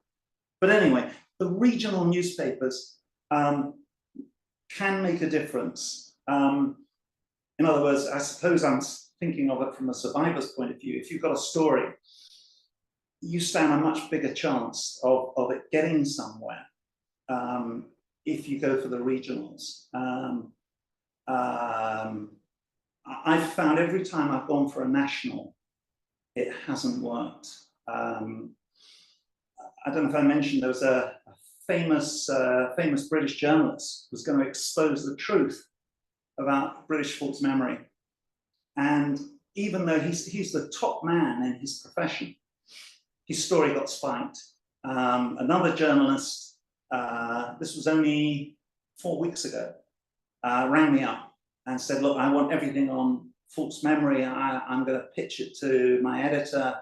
And so I gave her all the links, and I'm pretty certain, I haven't heard from her since, and I'm pretty certain the story's been killed. Editors said, "Don't go there." So that sort of thing goes on so often in where, you know, these media blocks. But I was going to say there's one other cause for optimism as well, and that was on Netflix. They did an expose on, you know, their documentaries are quite hard hitting, and they've done one or two on areas pertaining to the Catholic Church, but they did one on the Boy Scouts of America, in which the prime abusers were members of the Catholic Church, and the Mormons. And that came out about a year ago, I think. And so Netflix, I think, is, and there's probably other channels that maybe do it, but certainly not the regular channels in the UK. We wouldn't have, BBC wouldn't touch any of this stuff. And I would suspect it would be the same in the United States, whatever is the equivalent. But channels like Netflix, if you get the right journalist and you've got the right angle for a story, yeah, it could be a way forward. So you just got to keep knocking on doors, and sooner or later we'll get the truth out. Absolutely. And I have up here too, so we didn't get into it a lot today, but Patrick is also an author. And a lot has been done with his work, including being transcribed into screenplays and movies, which is really cool. But this is on his website, millsverse.com. Is this the only place where your books are? Is this where you would direct people to get them? Oh, right. I've forgotten all about those. Let me think. Well, it would be on Amazon.com. And yeah, I think Amazon.com will have all these titles. Mill's Verse is, yeah, there you go. You can see it there. I think I say that because I've got to upgrade the Mill's Verse site, and I'm feeling guilty I haven't gotten around to it. So there you can see Charlie's War in particular is a story that's very close to my heart, because it's just about a kid who goes to war, and most of the facts about World War I are just hidden from public view, and I was able to write about it because I had the most wonderful artist who drew it in the most powerful and emotional detail. And I mean, bear in mind, I wrote this, God, what was it? Somewhere in the late 1980s, and it's still being reprinted today. So I'm tremendously proud of that. I mean, a lot of it is also down to Dear Joe, the artist. But it's great to get the truth out there, because there's a media blackout on World War I as well. So during this, there was a centenary of World War I between 2014 and 2018, and Charlie's War was scheduled to be a television series, and there was going to be a radio documentary about it and other things.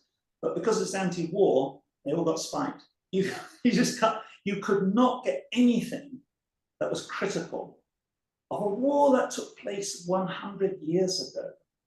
That's how long the censorship lasts, because it could give soldiers ideas like, why am I fighting? Why am I dying for somebody else's oil or whatever?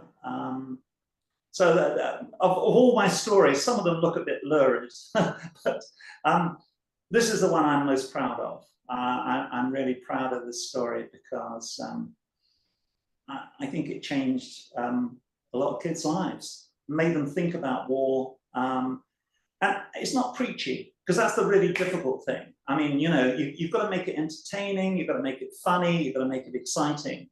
And if kids think they're being preached to, they're going to turn off. So I managed that difficult balance.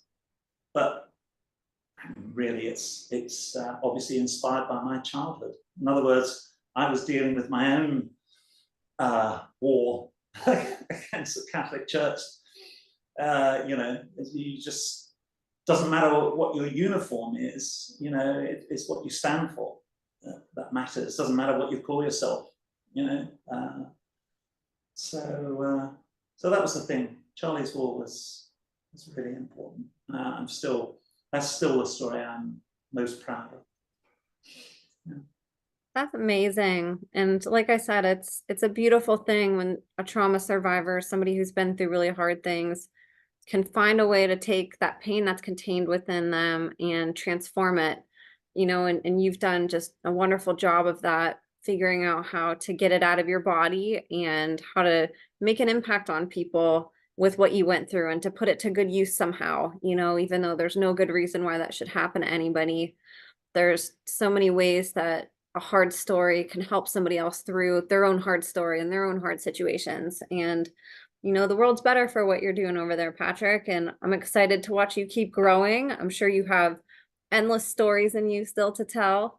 And like I said, I'd love to have you back on and, maybe to talk about more of your work and to talk about the parts of your life that inspired that. Where did that come from and how did you take what was inside of you and, use it as a transformative tool to help other people through these awesome creations that you've made in your books and then the movies that they've been in and all the, just the entertainment influences. I think books and fiction and comics especially can be a really great way to get an important message across in a way that's palatable for people. I think sometimes people turn things off whenever it's too serious, and sometimes fiction, which often like how it can be inspired by real things. It's a interesting and creative way to get somebody to continue looking at something that maybe they'd turn away from, and you can do some really important things through books and through comics and movies and things like that. Unfortunately, the Hollywood model and a lot of these models that have capitalized on these different forms of art, they implant really negative messages and things that are really toxic for us. And they, disguise truth as fiction a lot of times and use it abusively against society. And I love seeing artists that are sort of taking that power back and, putting truth in powerful ways into fiction and, doing it in ways that, can help save a life potentially, make somebody feel less alone, make them feel something inside that's positive. We need more bright lights in these pockets of the world. And I thank you, Patrick, for being one of those. So I would love to have you back on and to talk more about your healing journey. It's awesome seeing where you are right now. Like I said, if I were to just meet you on the street somewhere, I'd never be like, oh, this guy definitely had a hard life. I would think that you just had it pretty easy, because you're just so easygoing and happy. And like, I'm sure it's not always easy, but what a transformation that you can share this today, going on public platforms and sharing and, pouring it into books and things like that. It can be really difficult and you make it look easy now. And that's a testament to all the hard work that you've done. So I really appreciate you coming on and being vulnerable and sharing all of this with us. Well, that's one of the things I'm fairly obsessed with, actually, is often people think that creative writing is really difficult. And I'm sure you know from some of your survivors who've kept journals and probably got books out as well. If you're telling the truth, it's not as difficult as it might seem. It's a natural gift. Most of us have some natural gift or another, whether it's singing or art or creative writing. And I've encouraged a number of young writers who've joined me on whatever. And initially they say, oh, no, I can't write, I don't know how to write. And I say, well, whatever your experience was, the chances are that will make a good story. And there's a knack to putting it together. And so I've written a book on that called Page Turners there, which really is designed for, it has a number of functions, but one of its functions is to make life easier for new writers, because a lot of the things in there I learned the hard way with a lot of pain. In other words, you learn how to do certain things a certain way, often because the audience rejected your original story and said that wasn't very good. And after a while, you learn what are the tricks of the trade, what are the things that you need to do. And so I've passed a lot of those on in page turners so that a new writer doesn't have to go through quite as much torture as the rest of us. You know what I mean? So there's a few shortcuts in there. I mean, really obvious stuff, but quite important. Things that you know that you need to be aware of, like having the protagonist name in the title of your story. Unless I mean, I'm obviously only talking about popular culture. You know, films and comic books and things like that. So if you have the hero's name, the protagonist's name in the title, your book will sell. If you don't, it's much, much harder to sell. So you think of Batman, Superman, Spider-Man, Judge Dredd, Slane, you know, they've all got the hero's name in the title. And you'd be surprised at how many young writers or new writers think, oh, that's not necessary. No, I'm going to call it something else. It doesn't stick the same way. I wish it did, but you learn the hard way what works for writers and what works for an audience. What things are off limits that you have to be very careful with. I used to write a lot of girls' comics. Actually, my background is, you think with all this lot I've written, that'd be enough to last a lifetime, but I actually started writing girls' comics, and I discovered very early on that you can have as many cruel stepfathers as you like. You can never have a cruel dad. Won't go down with girls. No matter how you say, oh, well, it's justified. Doesn't matter. They don't want a cruel dad. They will read any number of stories about evil uncles, evil stepdads, and you can never, as I discovered to my when I got one story spiked, you can never have a story where mum is glamorous and more attractive perhaps than the daughter, the heroine.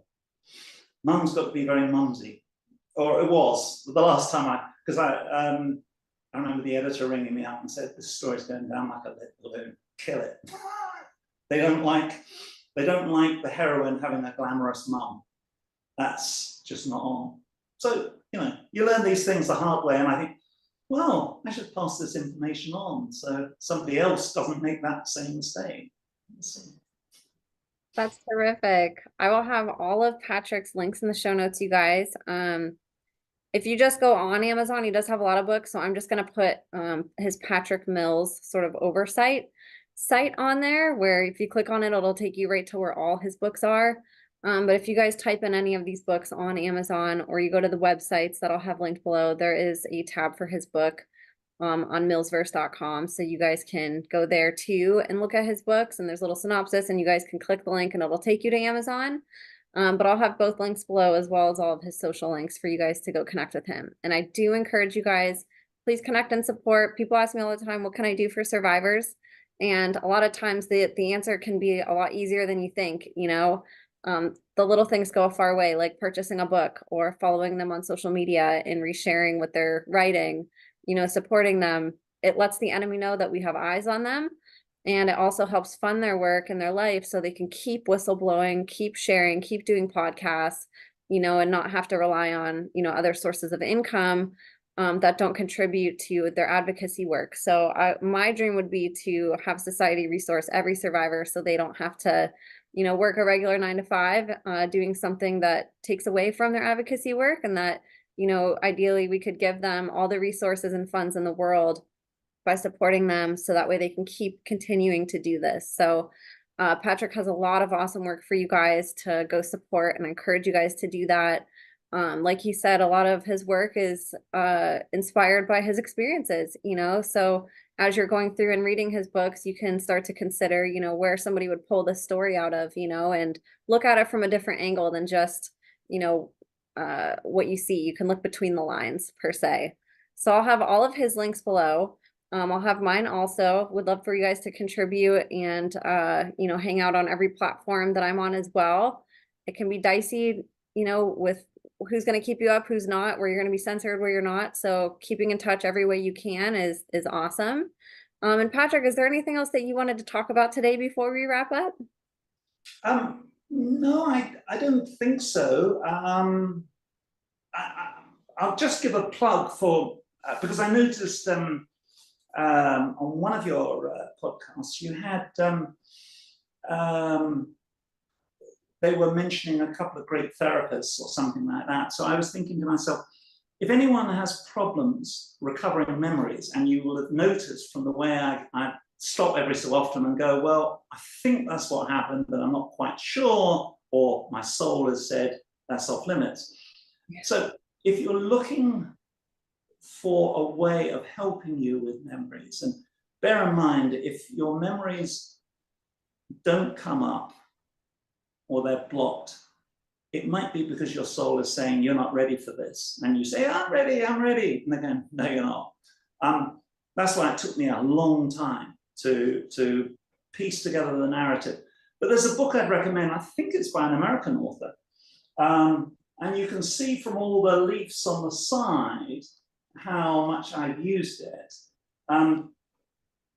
It's a kind of clue. It's a kind of guidebook to recovering memories. So it's by Rennie Fredrickson, PhD, and it's called Repressed Memories, A Journey to Recovery from Sexual Abuse.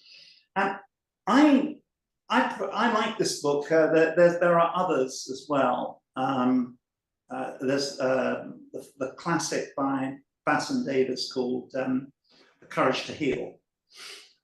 That's not quite as accessible as this one. I actually found this a little bit more accessible.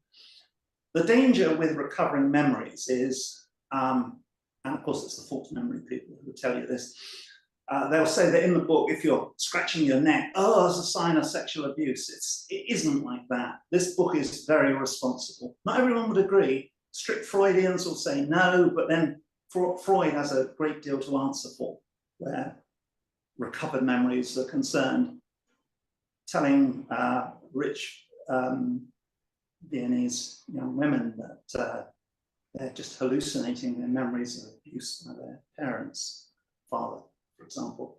So I think that's a good one, and it's one I've looked at. I look at every 2 or 3 years. This is one I've started on again because I like to be thorough. In fact, I think it's the first time there's a lot of work in it. So what you were saying earlier, if only we had all the time in the world and we didn't have day jobs that we all have to go to. But again, I think this is an American one, the Inner Child Workbook. And so if there's a period, I think I tried cheating last time, and I jumped to say, what was the age I was mainly talking about, say between 8 and 12. This time I'm starting at the beginning, at year 0, and working forward. It's a lot of work. So if you've got a lot of spare time, but if you really, it gives very responsible and very caring and very loving advice on how you should pace yourself. And as I say, my only criticism is, this is like going to university or something, you know. I mean, I'm just this far. There's huge, you know, write this exercise, then write that exercise. But it's probably the best way to, if you really want to, and there's part of me that likes to really pull it all together and say, right, I've got the whole picture now. And so, as you can see from what I've been saying, there's gaps between this age and that. I'm not quite sure. So I think by doing that inner child work, if I'm allowed to pull out the last bits and pieces, I think that would be helpful. So those would be my 2 Bibles in dealing with this, you know, this whole problem of false memory, and perhaps even following